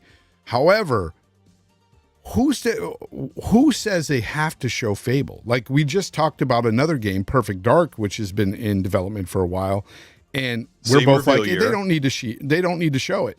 They don't need to show it. And so we're like that. I think a lot of this stems from that little teaser. I think a lot of people have it in their minds, oh, this is Fable. It's got to be, they've got to show Fable now. But here's the other part of this situation where I think it could happen this way. Now, we've heard rumors that they might even be working on a remaster for the original Fables, right? What if they just show these remasters for the original Fable and put that up there and say that was the whole teaser for the thing anyway, was, hey, look at these cool remasters. I mean, I don't think they teased Fable in that tweet. I think that was a dumb move. They picked some curious, suspenseful music, and yeah, like what is this? Yeah, I didn't think it was either. My mind went to Stardust, honestly, because the star field on the logo, and because it was the same color. But right, that's what I thought it was. I know. Yeah, that's but what I also think was. they're probably going to show Fable. But if the Fable they've been planning on showing, like if they're people think it's Fable, don't worry, we got Fable. It's a remastered collection. I'm going to be so ticked off because unless those are rebuilt by Playground Games, which I hope not, because they need to be working on the real game, I don't want to play a Fable remaster unless it's been completely overhauled in the vein of a remake, not a remaster, not a up-res with performance and slightly better lighting. I mean, I will not be excited about a Gears collection or a Fable collection if it hasn't been overhauled to look and feel more modern, and I just don't think that exists. Yeah, that's why I thought it was Stardust. That was my immediate thought. I know a lot of people are like, no, come on, it's Fable. It's obviously Fable. But it isn't obvious to me. Like, it could go either way. But people have it in their minds. This is Fable. It's got to be Fable. And you've got guys out there like that are adding Aaron Greenberg on Twitter, and they're like, it better be there, or else I'm going to cry. You know, and I it's like, slow down. This is why I think Dev Diaries should be a thing for all these developers to give updates on their games. So we know, hey, there's proof of life, not at a game showcase. And this is where me and you differ, is you said that they could show an in-engine trailer about Fable and you would be fine with that to show proof of life. And I'm like, for a game showcase, they've already announced it, and I know it was CGI, different from in-engine. Okay, it's different. But I would like gameplay. Fable is not set for 2024. It's probably set for 2025 I know. Now. That's the conundrum we're in. And it's like, that's why I don't think it should be here at all if it's not ready. Because so much can change, especially with an in-engine trailer. I've seen in-engine trailers before come out and the game not look like that. Halo Infinite, one of those games. That's an outlier. I know we talked about that. Halo Infinite's 2019 trailer was made by a third-party studio using Slipspace Engine. They prettied it up quite a bit, and the game doesn't look like that at all. Yeah. And what an L that was. Not good. But most studios don't do that. Like, the Coalition showed some really great in-engine stuff for Gears 5 a year or 2 years before the game came out, and it looked fantastic. And then it looked like the game when it came out. I mean, typically, except for Halo Infinite, I can't really name a game that showed in-engine that got a downgrade. Typically, Xbox games look pretty good in a trailer, and then when they come out, they look a little better. Sometimes PlayStation's games look incredible in-engine at a showing, and then when the game comes out, they've paired it back to reality of how it's going to run on a PlayStation. But sometimes these in-engine games are more like cinematics, you know, within the game. And it's like, yeah, okay, that's what the cinematic looks like. But what about the gameplay? That's where, and here's where I'll concede, okay, with this situation. I talked about this yesterday a bit on Go Live.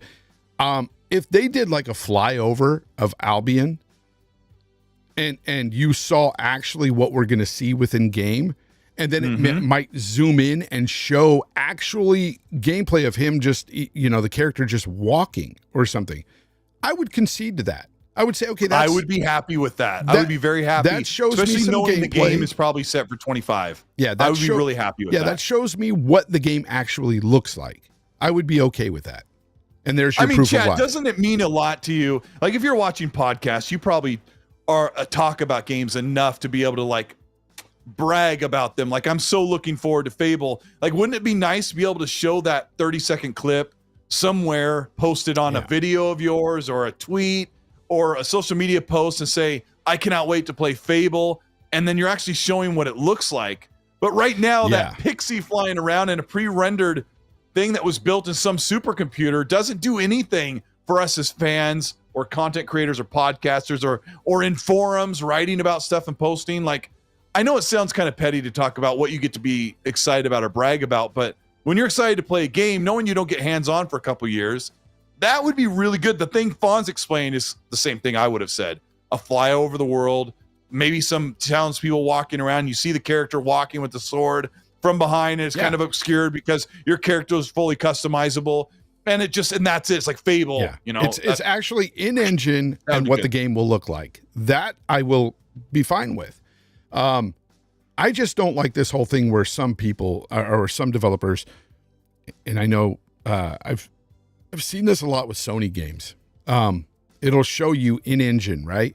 And it'll zoom in on some like ants crawling up a tree. And it'll zoom out of that and then go to the game, right? And I'll think to myself, well, that tree looked so realistic and so cool close up. You'll never see that in the game. Like, not like that.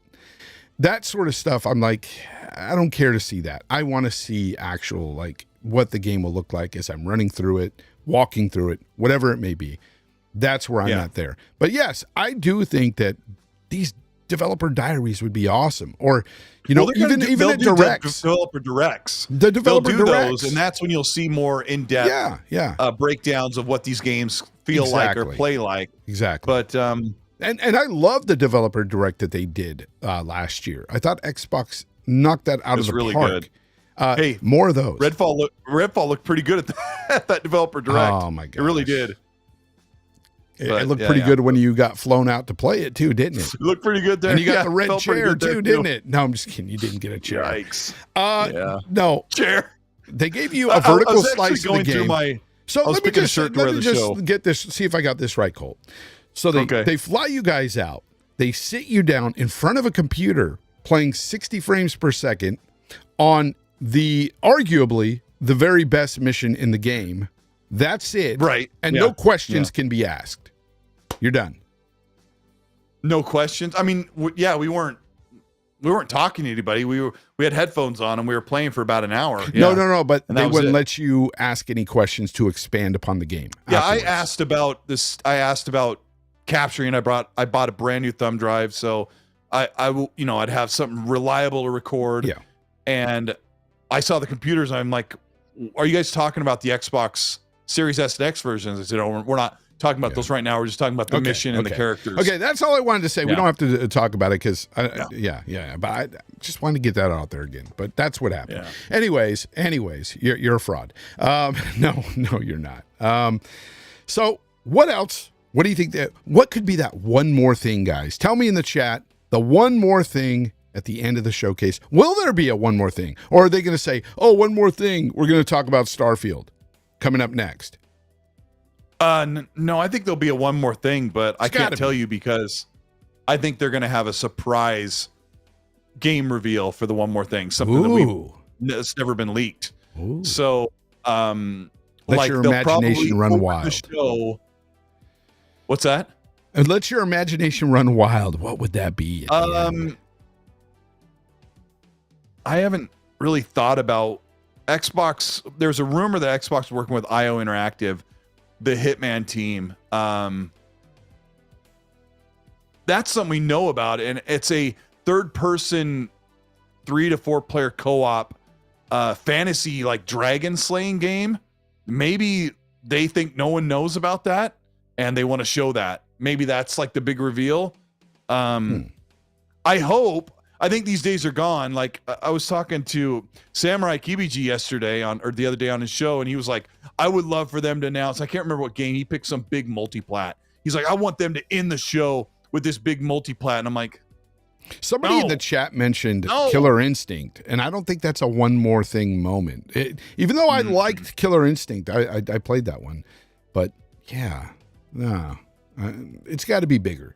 It's got to be better. I think it would be cool if they did, and one more thing, and then on the screen walks Gaz from Game On Daily, and he's like, I'm going to be the new PR host of all Xbox events. And he's got like a white shirt buttoned down to here with his hairy chest, and he goes, that's what I want to see. That's You my one more lose. thing. Nah, no, Colt. I don't want to see that. He already took his shirt off once last week, and that was enough. That was enough. Yeah, and I did save that video. It's been very helpful. Oh, oof, okay. Yeah. It's like Troyski's like GTA 6, you know. I don't know. No. I mean, that could be big. Like everyone would be talking about the show. You can't dismiss that. Like if Xbox got rights to show what GTA 6 looks like, everyone would be talking about the show. But if I was Xbox, I'd be like, everyone's gonna be talking about GTA 6. It doesn't matter what PlayStation or Xbox showed, they would only be talking about GTA 6 that week. So that wouldn't be a smart move. Yeah. Oh, Splinter Cell. Splinter Cell is the one thing that Rand said that they should end with. I'm like, dude, no, like in with an exclusive. You got to get people buy an Xbox console, buy into the Xbox ecosystem, subscribe to Game Pass. You got to sell them with hot stuff. And you can't do that if you're trying to sell them other people's games because they can play those wherever. Well, what if they? Well, yeah, they don't really do the. It would have to be tied in. Like, yeah. why you have to give people a reason why they're going to buy out an Xbox Live or Microsoft or within Game Pass access or whatever, right? Yeah, and the cool so thing you gotta is, sell them that. And the cool thing is, they have so many different studios there that their one more thing could be big. What about even Gear 6, Colt? I mean, that could be big. Looking at their list, could be really big. that's ready? On Unreal Engine 5. I mean, it doesn't have to be ready. They could show some cool freaking in-engine thing because it's what if an announcement. What if their one more thing was like a 1.5-minute trailer of in-engine, like we described for Fable, of Elder Scrolls 6, like actually fly over in-engine, telling you the location of where Elder Scrolls 6 takes place, like that because would break, Bethesda is going to be at the show. That would break the barring internet. Starfield is on its own afterward, just Starfield, but Bethesda is they're told us Bethesda is being showcased on this. Bethesda's ZeniMax are going to be showcased in the showcase. Palpatine in the chat says, "What if it's New Vegas 2?" I don't think that exists anymore. No. And Palpy, if you're a big fan and you have a PC, they are getting like in the next year, this incredible modding team is going to have Fallout New Vegas completely recreated in Fallout 4's engine. It looks incredibly great. Here's the thing. I'm going to go back to Gear 6, and there's several reasons why, Colt. Number one, Coalition is pretty much their Naughty Dog, right? They've got great freaking looking games. Gears looks phenomenal. Okay, you can't deny it.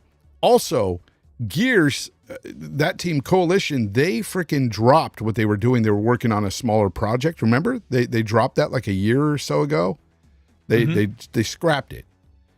I'm sure they were working on Gear 6 before that, but I think maybe they went all in on Gear 6 with Unreal Engine 5 because they've been working with that for a while now. I think they have something cool to show in Unreal Engine 5 with Gear 6. And I think it would be amazing. It'll be awesome. Yeah. I really think Gear 6 could be the one more thing. That's what I'm going with. Chat, what say you? Okay. I like it. What you could be different. You could say something else. What about you? You're saying what are you going with? Rise Son of Rome 2? Or that would be a great announcement for one more thing. All right, how about this? Yeah. Even though we're not big fans, what if they announce the Certain Affinity Unreal Engine 5 standalone Halo experience with that becomes Battle Royale and some other things that are like, it's like a whole new Halo experience on the side. It's been rumored that they're working on something big, but it would probably be packaged into Halo Infinite. But what if it was this whole big thing? It looks and feels better than ever. Drop pods coming in, bunch of Spartans and elites and brutes fighting each other in a huge ring with multiple biomes. Like, you and I talk about how I don't like it. I don't want to see Halo be the one more thing in any way, shape, or form. I don't care about Battle Royale, so this Tatanka that there is rumored to come or is coming, I don't care. I really don't. I'm pretty much done with 343 and their attempts at making amazing Halo games and Certain stuff. Affinity, though. Certain Affinity. Well, Certain Affinity is one of the reasons why people still I know they're making Tatanka, yes. Yeah. Certain Yeah. Affinity's making that. I'm talking about Halo. You're talking about other things, too, being incorporated in that, not just the Tatanka, right? I mean, it's part of what the rumor was for Tatanka, but I just don't talk about that stuff anymore, and I don't go back I don't to care. Halo. I don't think that's one more thing worthy, man. And I know Redfall wasn't either, but and that was a one more thing. It was. You but never geez, know. Gears. I'm going to stick with Gear 6. That's what I'm talking about there. What say you about? So, how do you think the show's going to open? How's it going to play out? You think until the very end, and then you can give me your one more thing. Final. It's hard to say. Avowed or Fable could be the opening for the show, which would be great to set the tone. Yeah. And then I'm going to stick with the one more thing is a brand new IP or brand new game that we have not heard about that is like the future of Xbox. So I think that's where they need to be setting the tone because they've got a lot of stuff to show in between. Like the whole show, they're going to show probably 30 games, 30 to 35 games, 12 to 15 of those or 8 to 12 of those are guaranteed to be first party games. So you're not going to get like PlayStation where you get 5 or 6 games or 4 official games that are first party. There's going to be a great showing of all these games you'll be able to play if you're Game Pass or Xbox customer. So the one last thing could be a brand new game that is like brand new to everybody's eyes and ears. And that could be really great. Yeah. Yeah. But it's hard to say how exciting it too. is because we don't know what it is. Like I could just say, the game's called Pipe Dream and it looks awesome, but we have no idea. I definitely want something unannounced that's big at the show. And if it ended with something that's really cool, I'll be fine with that as well. But like Crackdown 4. Come on. Like Nine Lives says, let's announce Crackdown 4. It'd be amazing. Let's not 9 Lives. Let's have Banjo. What if they end with Banjo? You'd love that, Colt. Yeah. I know. Grown men everywhere shouting for Banjo. Grown men calling back to their tweens when they played The Bird and the Bear. Like, I don't know. I mean, when I was a child. Two things I always ask people that bring up Banjo and say they want it back. I go, okay, how old were you when you first played it? And my second question is, have you gone back to it since? Because I've tried to play some old games that I loved when I was a kid. Oh man! I mean, not the games very from good. The late they don't 90s, hold up very well. No game from the late 90s holds up. Mechanics have evolved so much, but Fonz, when you and I were kids, we weren't playing a game like Banjo and Conquer. We were playing Ninja Gaiden. We were playing Contra. We were playing Metal Gear. Yep. Jackal. Yep. Akari Warriors. Warriors. Yeah, baby. Oh man! But going back to that now, hell no. We were playing what was then, in the late 80s and 1990 era, right? We were playing what was essentially mature-ish games. Yeah. Shooting, killing, grenades, guns, machine guns, driving over people. Shinobi as well. Shinobi. Yeah. I mean, G.I. Joe in the arcades. Amazing. I mean, you know how old we are. You know how old we are. I'm like, when we were 12 or 13, like, I mean, Charlie, I know you disagree. Rygar, baby. Yeah, Rygar. Karnov. Rygar, probably my favorite Nintendo game ever. Loved Rygar. Going back though. I was playing what I thought were age-appropriate games. I'm a young teenager, 12 or 13, playing shoot 'em ups, and don't get me wrong. As I got older, I kind of continued to play games that were semi-mature, I guess. I don't know. I just never went back to. I did play Bubble Bobble back in the day. Bubble Bobble, I remember that too. Bubble Bobble was the bomb.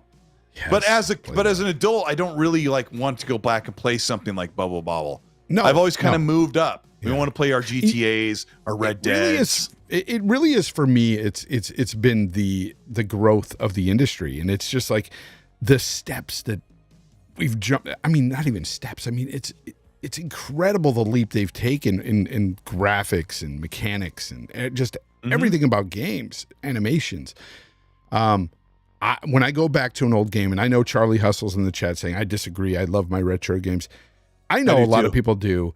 I have fond memories, great nostalgia for the older games, but when I go back to them, it just doesn't feel the same. It just doesn't. I like to keep my memories as just that with these games. Just leave it's not just, I wasn't like trying to say I'm so mature because I played mature games when I was a kid. It's not about that. Even when I was a young child, like I didn't really gravitate toward the cartoony games, and I played a lot of Super Mario Brothers 1 and 2, but when 3 came out, I was like, kind of done, kind of outgrown that. And then the Super Mario Brothers came out on the Super Nintendo. I'm like, I didn't really even think I played one level. I just went away from liking those kiddie games, but there are some that I still play. Like I really like the Astrobot game and the Sackboy Big Adventure were cool, but mostly Fonz and I gravitate towards the mature, the tease, and the M games. But that's because those games that you mentioned have new mechanics these days. Like they play differently. It's not the same. Of course. Well, I mean, and a new banjo would play really great. Like it would not be clunky like it used to be. Of course. But like if you're gonna get a tattoo, I hope it's not the bird and the bear. Yeah. I hope it's for me, it's just that I didn't have nostalgia for that game. I was already an adult, so I didn't play it. Like excuse me, I tried to play it. I rented it one time way back when, and I just didn't care for it. And the closing statement is that Fonz and I are so anti those type of games because Xbox needs face forward, big mature action adventure, strong character driven story based games. Like they need a few of those, and then once they have that, they could go back and fall back on some of the more E for everyone games. Yeah, so that's why at the beginning of the show I mentioned Obsidian, and I gave them a pass for their passion project because they brought out a bunch of other cool games and they keep up with that.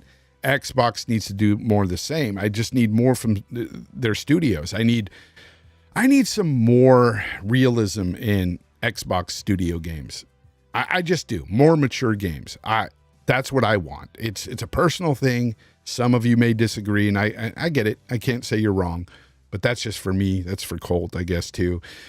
Grumble in the chat. Thank you for the super chat. He agrees with us. He's an old fart too. He says he's old enough to remember when pinball competed with the arcade cabinet. Exactly. I loved me some pinball. I didn't like pinball. I loved frustrating pinball. For me. Man, I used to play the Twilight Zone all the time.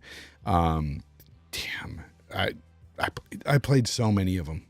Gosh. That was good times, man. Little kid just sitting there, just playing. Loved it. Love it. Love it a lot. So you say starts with Avowed, maybe, or even Hellblade. Who knows? Then we go into the show, Colt, and we start looking at what cartoons, and more cartoons, and then we go into some better games. Now, of course, we're gonna have a few of those. Yeah, there always is, and that's when I get a little bored. Except when some game looks like really cool, that looks promising. But I look at the list of studios, and I don't think we'll see. I think Cat a good Quest. chunk of the show is going to be big games. So updates on games that we already know about, and a couple smaller games. You know, there's a side scroller beat 'em up that's probably going to be really promising. That at first may look like, but I'm sure it'll do really well, you know? So I think there's... Well, you got games like Replace that were small and look cool. Yeah. Maybe we see more of that. I think back at last year when they did like a 12-minute segment on Valorant, or I can't remember, Riot Games, I think they're called. Yeah, Riot. And I'm like, I don't care. They're only on PC. I don't play those. Like they're games of service games that I don't play. And for me, I'm sitting there going, I don't care about this. Move on. And then they cover some indie stuff that doesn't look as interesting to me. And I'm like, I expect some of that. But some of those indie games we did like. I mean, games like Cuphead that they've had in the past, I loved. Yeah. I played the heck out of Cuphead. Man, that was such a good game. Well, let's move on. Let's say, okay, so they end the show and they go right into Starfield, Colt. Now this is what you and I are like really, really hyped for as well, is this game. Tell the people why you're hyped for Starfield, Colt. Why are you hyped for it? A lot of the ways, like you said at the beginning of the show, I really love the completely unique DNA of Bethesda games where there are no other RPGs like them at all, where you are fully immersed.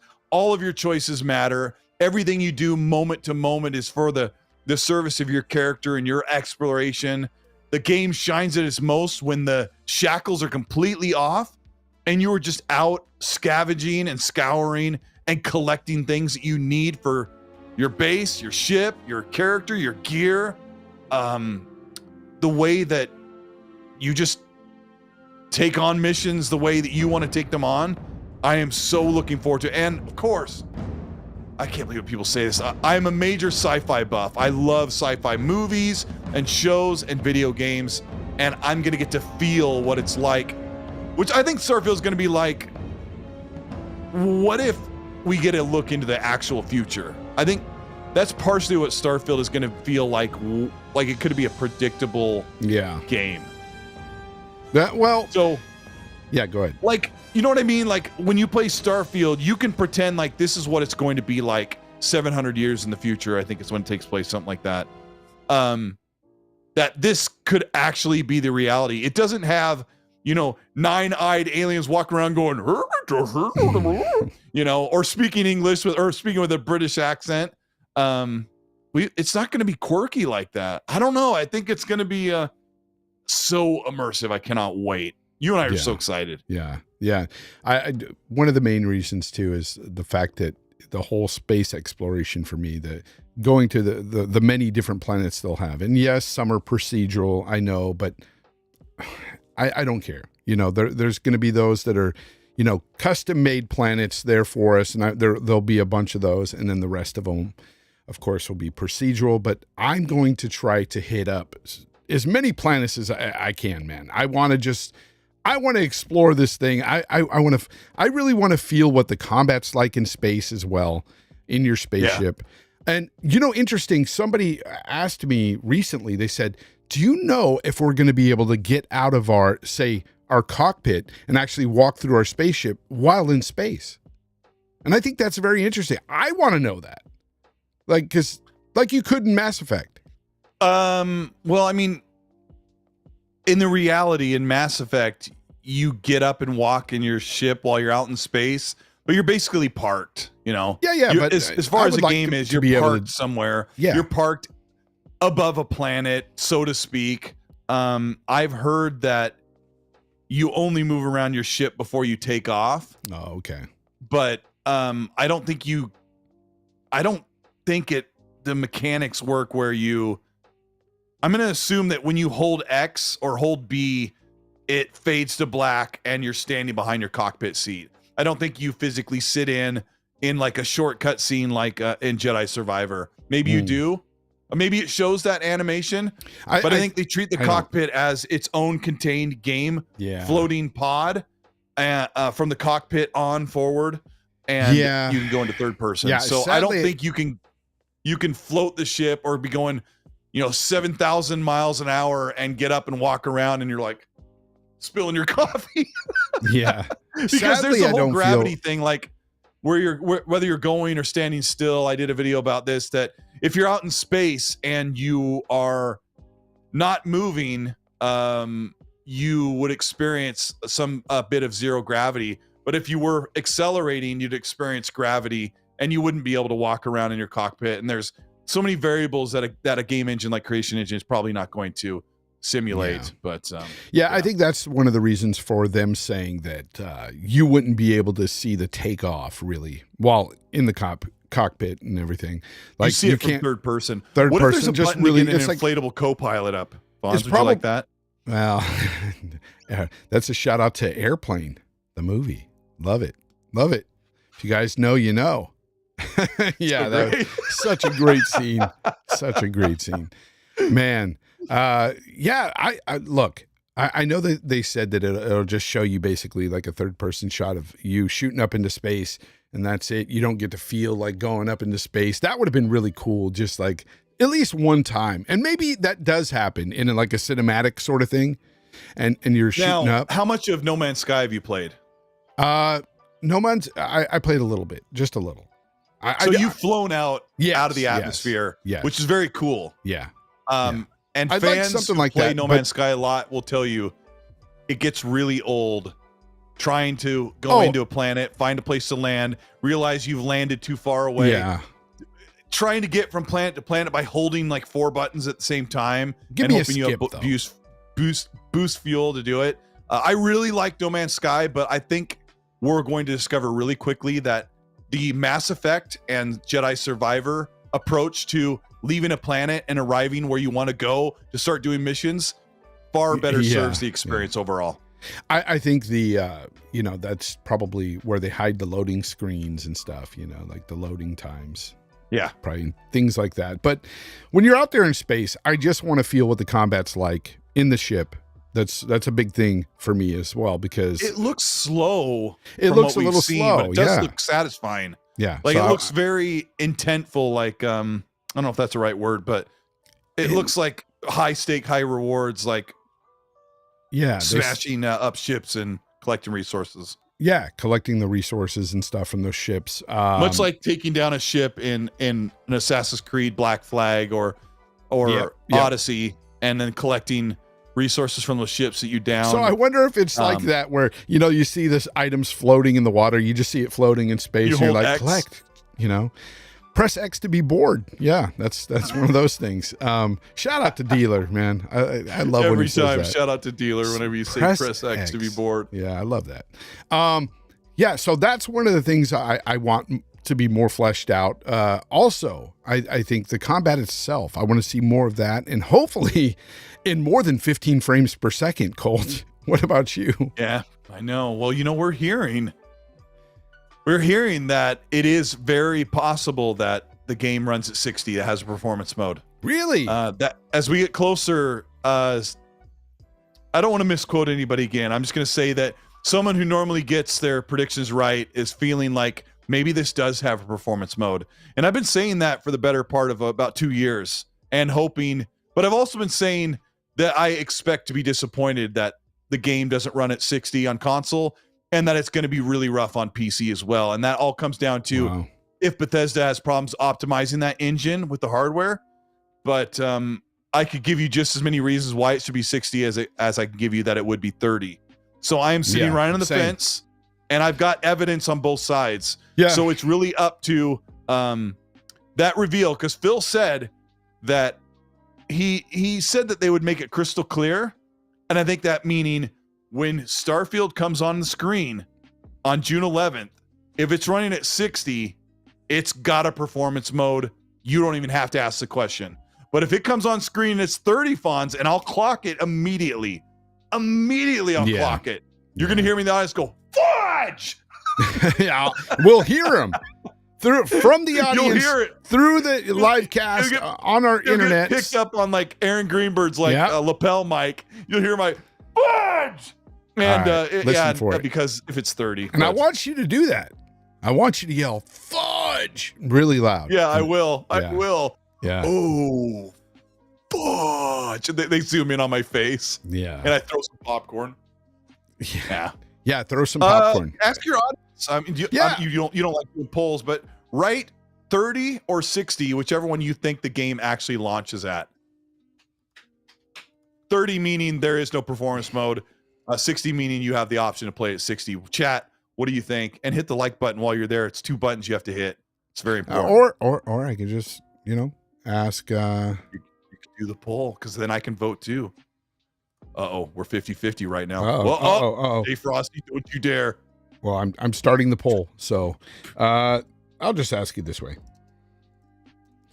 I know you trying to write the polls quickly so you can get back to the show. I know, but I'm thinking about this stuff for the show. It sucks. Yes, they do love the polls. I'm gonna vote, and you guys don't know what I voted.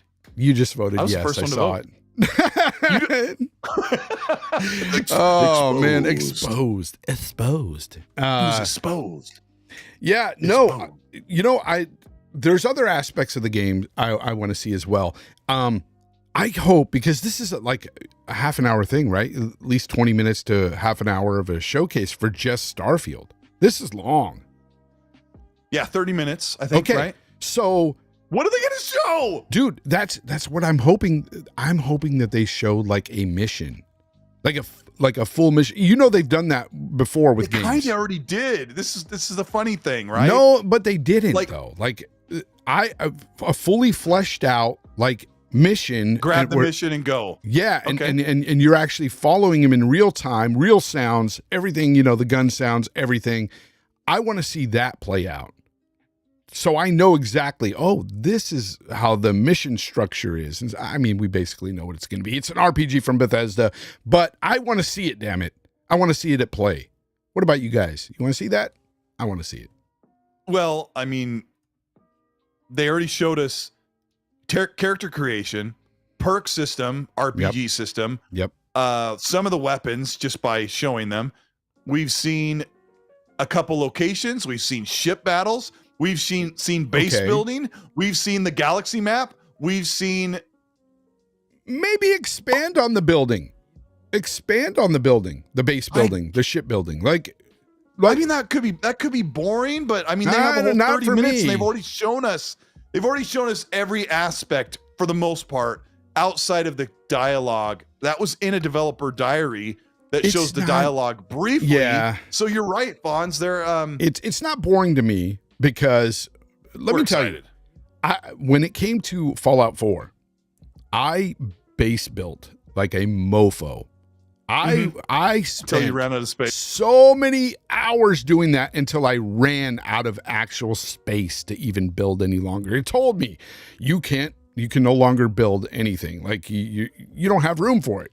And I can't even put a lamp in. You have too many items. Yep. Yeah, I built these just elaborate bases in several locations, and I had tunnels in the sky going everywhere and stuff, and it was awesome, and it was pointless. That's because if you think about it with Fallout 4 and those bases, you put in turrets and everything, and they literally just sit there. They're eye candy. That's all it is. Nobody comes in. I thought we were gonna defend like oncoming forces and stuff. Nothing happened. You built your base and you moved on. But it was just cool to do that. In this one, I'm hoping there's actual, stuff going on with that. But I want to build some bases, damn it. I want to build upon my ship. I want to upgrade my ship. I want to see the upgrade paths. Yeah, that's what they can do. Show us some upgrade paths with the characters. And maybe even show us what type of character you can be. I don't know. Maybe you can be a bad guy. Maybe you can be They've a pirate. talked about that a little bit, but And yeah, really maybe they can show flesh it out a We bit. still haven't seen like walking into the Star Collective, whatever they call it, and taking a mission and going to your ship. Like, where do you go to your ship? Where do you go to the dock? How do you set the map and how do you fly there and landing on a brand new planet? They have to be very careful about that. Like Spider-Man 2 gave so much away in that 12 to 15 minute preview Yep. where I was like, why did you do that? Like, that's a big set piece mission. Yeah. That's not every mission. That's one of the biggest set piece missions in the game. Maybe it's not early on. It's So I don't want Insomniac, bro. them to do I that. expect even better coming out of them. They did the same Yeah. thing with Rhino. Remember with Miles Morales? They showed that mission off. They teased that as well. Yeah, they showed that as well. And there was more to that in the game that was Yeah. cooler, in my opinion. Yeah. Same thing with this. I'm sure there will be. But going back to Starfield real quick, the people in the chat agree with us, man. They want to build them some bases, damn it. Some of them want to build whole fleets and just like, huge bases and stuff. And I'm with you, man. I want to do that. I think it's going to be just an awesome game. And for it to show 30 minutes of whatever, like my mind is racing on what they can show. Like there's a lot they can do. But I'm telling you, show us a mission. Show us like what the actual mission, how it plays out, the gameplay, everything in real time, like how it would look, if you had the controller in your hand. That's exactly what I want. Yeah. The sights and sounds. Because usually when they mean- show stuff, it's like music over it and stuff. No, I want to hear what it sounds like within the game. I want to see. Yeah, and go through a playthrough where they changed the third person camera a few times, which they did a couple times in that last bit of footage. Last year's footage I have memorized down to every pixel. I've used it and investigated into it so many times, but you have 30 minutes. Like, you've already explained every mechanic in the game. Show us what it's like to land on a planet. Yeah. Show us what it's like. Yeah. Land on a planet, get out, do your thing, you know, show them that it isn't No Man's Sky 2.0.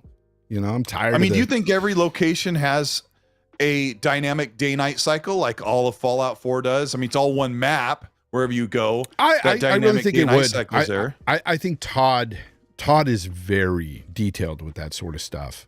I think this will have all that. Todd, this is like essentially, I know it hasn't been in development this long, but for him, his vision and everything, it's been 25 years in the making.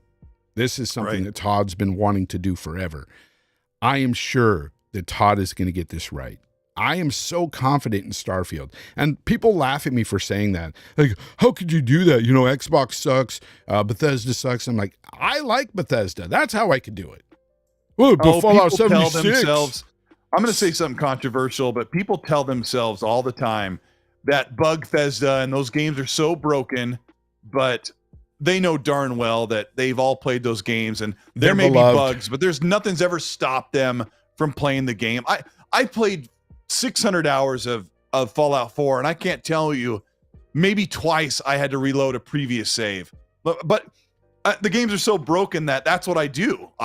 Every time I do something big, I do a new save.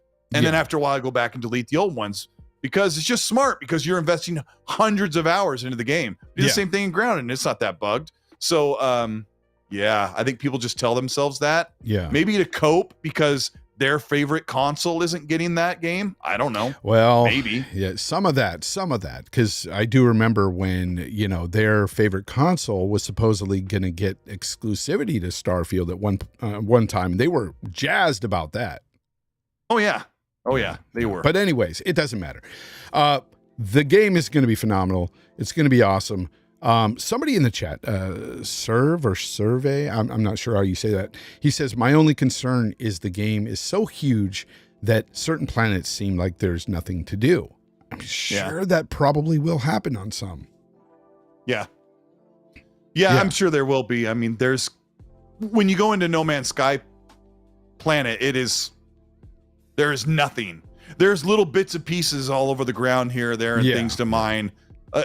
It was the same for Mass Effect. You can land on a cool looking planet and it could be a turnoff for the game. Like, oh, great. Like there's nothing here. Yeah, you remember Mass Effect 1? There's a small abandoned outpost. There's no cities that you land on in planets because it's all procedural generated, natural, organic planets. But they did say that there was those planets that they did create and make sure there's a lot of stuff to do and everything. So I mean, I'm sure they've made planets just for you to resource mine and have lots of area for you to build, but you can't land anywhere on that circular globe like you can on No Man's Sky.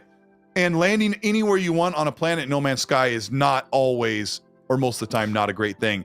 I've had about 100 hours in No Man's Sky. It's a really cool game, but it doesn't do 70% of the things that it's not. It's 30% of what Bethesda does. It's not a Bethesda RPG. You're not getting those quests. You're not getting things like that. You're just basically. It's like a flying simulator and a mining simulator and a creation simulator with light story based stuff. But it's still great. It's kind of like a survival sim.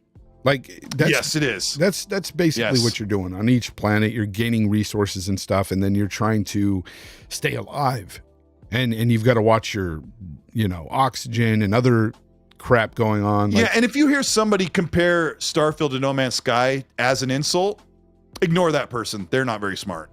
Because No Man's Sky is really special in its own right. It's a really, really cool game, and it does things that most other games don't do. It does things what survival games do, but Starfield is many, many steps beyond the cool things that No Man's Sky does. So yeah, that's it can be a compliment. So pay those people no mind. They don't know. They probably don't play the game. So what do you feel like they should show on this Starfield section? What would you like? What would you like? Not what they should show. What would you like to see? I can only go with what you said because I think they've They've already told me all the other mechanics and how the game is. So I just want to see an organic mission from start to climax or start to big, major conflict. Like, we need you to go do this, go to your ship, chart out, go there, land, walk, open the door, see the place for the first time on the big screen, walk out there, get to the location, start fighting. And then when things are about to get really crazy, cut to black and then show the Starfield logo. And like, that's how they should end that showcase. Like, get you all excited and say, I cannot wait when I get the game, when I get to that point, I can't wait to see what's around the next corner. And I think, it's going to be the biggest game of the year. And we've got big games this year. Yes. It's going to be one of the biggest. I think it's, Zelda is an enigma. Nintendo is Diablo's huge. Like Final Fantasy 16 is going to be huge. But Starfield's going to be really big too. Starfield's going to be huge as well. Somebody's saying in the chat, Aaron Greenberg is on Twitter, and I haven't confirmed this, but he's saying that none of the first-party games they're showing are full CGI trailers. Who said that? Somebody said Greenberg. Aaron said that? Yeah. Aaron wouldn't say that right now, would he? Everything is either in-game footage or in-engine footage or in-game footage with some cinematics, but there's no CGI. Wise? Yeah, no CGI. If that's true, that's promising. It's good. But I don't see it. I mean, 2 hours ago, he said 7 days until roughly 2 hours of nonstop games, and Starfield. And then he does hashtag hold the line. I'm going to see if he replied recently. Yeah, I don't. He says, can confirm there will be no 5 minutes ago. He said, can confirm there will be no movie or TV show trailers in our game show. Whoa. That's hilarious. Oh, my Someone gosh. also said 12 minutes ago, will it be like last year and they come out in 12 months? And he says, no. Now, what he means is we aren't showing you just 12 months. There will be games that come out in 12 months, but that is confirmed. Right there. That's confirmed. Hey, Let me see if there's anything else. He says none of our first party games. No plans to tease. He said a lot right now. Yeah. No plans to tease, temper, or spoil anything. Love seeing all the wild expectations. My advice, just come with an open mind, enjoy the ride. Appreciate the years of hard work put in by the team. Someone says, I don't have an Xbox, but I'm looking forward to see what's brewing. Server looks fired. Aaron says, I'd bring an extra pair of underwear in that case. Whoa. 26 minutes ago. Oh, my God. Can confirm there'll be no movie trailers in our game show, Greenheart. Oh, my gosh. This is amazing. He says none of our first party games in the show are full CG trailers. Everything is either in-game footage, in-engine footage, just like what was wrote. Or in-game footage with cinematics. Yes. So each of our trailers will be labeled, so it'll be hopefully clear for our fans. Okay. I mean, I already knew they were going to do that, thankfully, and told them as much. So no to label CGI. Everything. Yeah. To label everything in engine or running on what it's running on. I take that back. If you really read it, it doesn't say no CG trailers. It says they're not full CG. Not full CG trailers, yeah. So there will be some CGI. Everything has CGI and then followed by in-engine or gameplay. Yeah. Yes. Okay. What that is massive. Massive. That is massive. Oh, man, that thing is massively huge. What was I? What was I talking about when I said that? I have no idea, but I was watching your show one night and I heard you say that and I clipped it. I was like, that's a clip. That is so great. Anyways. Oh, do I really sound like that? Oh my gosh. Yeah. No, you sounded great, right? Oh man, that thing is massively huge. And that was just like 2 weeks ago. Yeah. It was massively huge. Yeah. It's a lot to take in. No, it is. Why is Aaron talking so much? You got to clip that right afterwards. Oh man, that thing is massively huge. That's a lot to take in. Yeah, there you go. But why do you think Aaron's talking so much? This is a different Aaron Greenberg from the past. Well, he does talk a lot, but no. What I'm talking about, usually he kind of says temper expectations, guys. Now he's telling people to bring a change of underwear. That's a massive contrast there. This is two different things, man. This is great. And it's all breaking right now. I love it. It's breaking right here on GTL. I love it. I love that it's happening now while I'm on the air. This is great.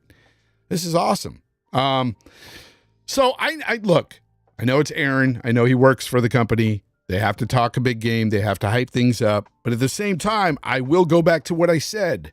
Usually he's telling people to temper expectations. That's different.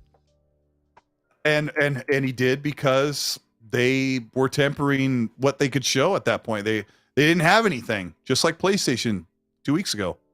Yeah. Crazy. Very confident.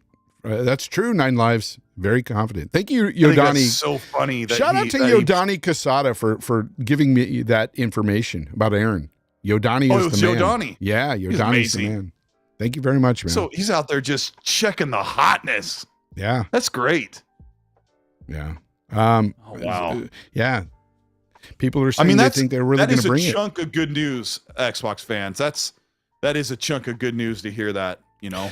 Somebody in the chat said no full CGI trailers. Like everything's going to be mixed with something real. Yeah. Colt, somebody in the chat, Simon, says Colt's wife must be very happy. It's massively huge. In his mind, people. In his mind. Red Monkey Butt said he's got fresh boxers he's going to be wearing. Yeah, you might want to bring an extra pair. Dude, that is really crazy that that's happening. Like, this is not right. All in the Aaron. past 30 minutes. Aaron, I think Aaron was watching GTL. I was like, it's about time we gave these two guys on GameStop Live a little bit of you know, that's not sunshine. That's not, well, he does follow me. I don't know. I don't know if he's looking in. He does look in from time to time. He's told me that. He does. He does. That is crazy though, for him to be talking like that. Damn you, Aaron. You've got me a little bit more excited for this showcase. I'm expecting people to come away from the Xbox showcase and say that was one of the best showcases of the year, but the competition isn't really that difficult with how PlayStation just kind of fumbled and fell over their own goatee. Yeah. No, well, you had, you know, people, I don't know, like people are hyped about this show. Don't get me wrong. But there was a lot of people out there going, well, I'm going to temper my expectations. And you and I are like, no, don't temper them. But at the same time, you and I are like a little bit like, what are they going to show? It better be good, sort of thing. Now it's got me a little bit more excited. Like, I can't help it. I don't think we're guaranteed a Fable showing, but I really hope they do. I hope they made the right choice. And with that extra year where Matt almost had, you know, was trying to convince Playground, showing Avowed, Fable. Let me look at the list here. I'm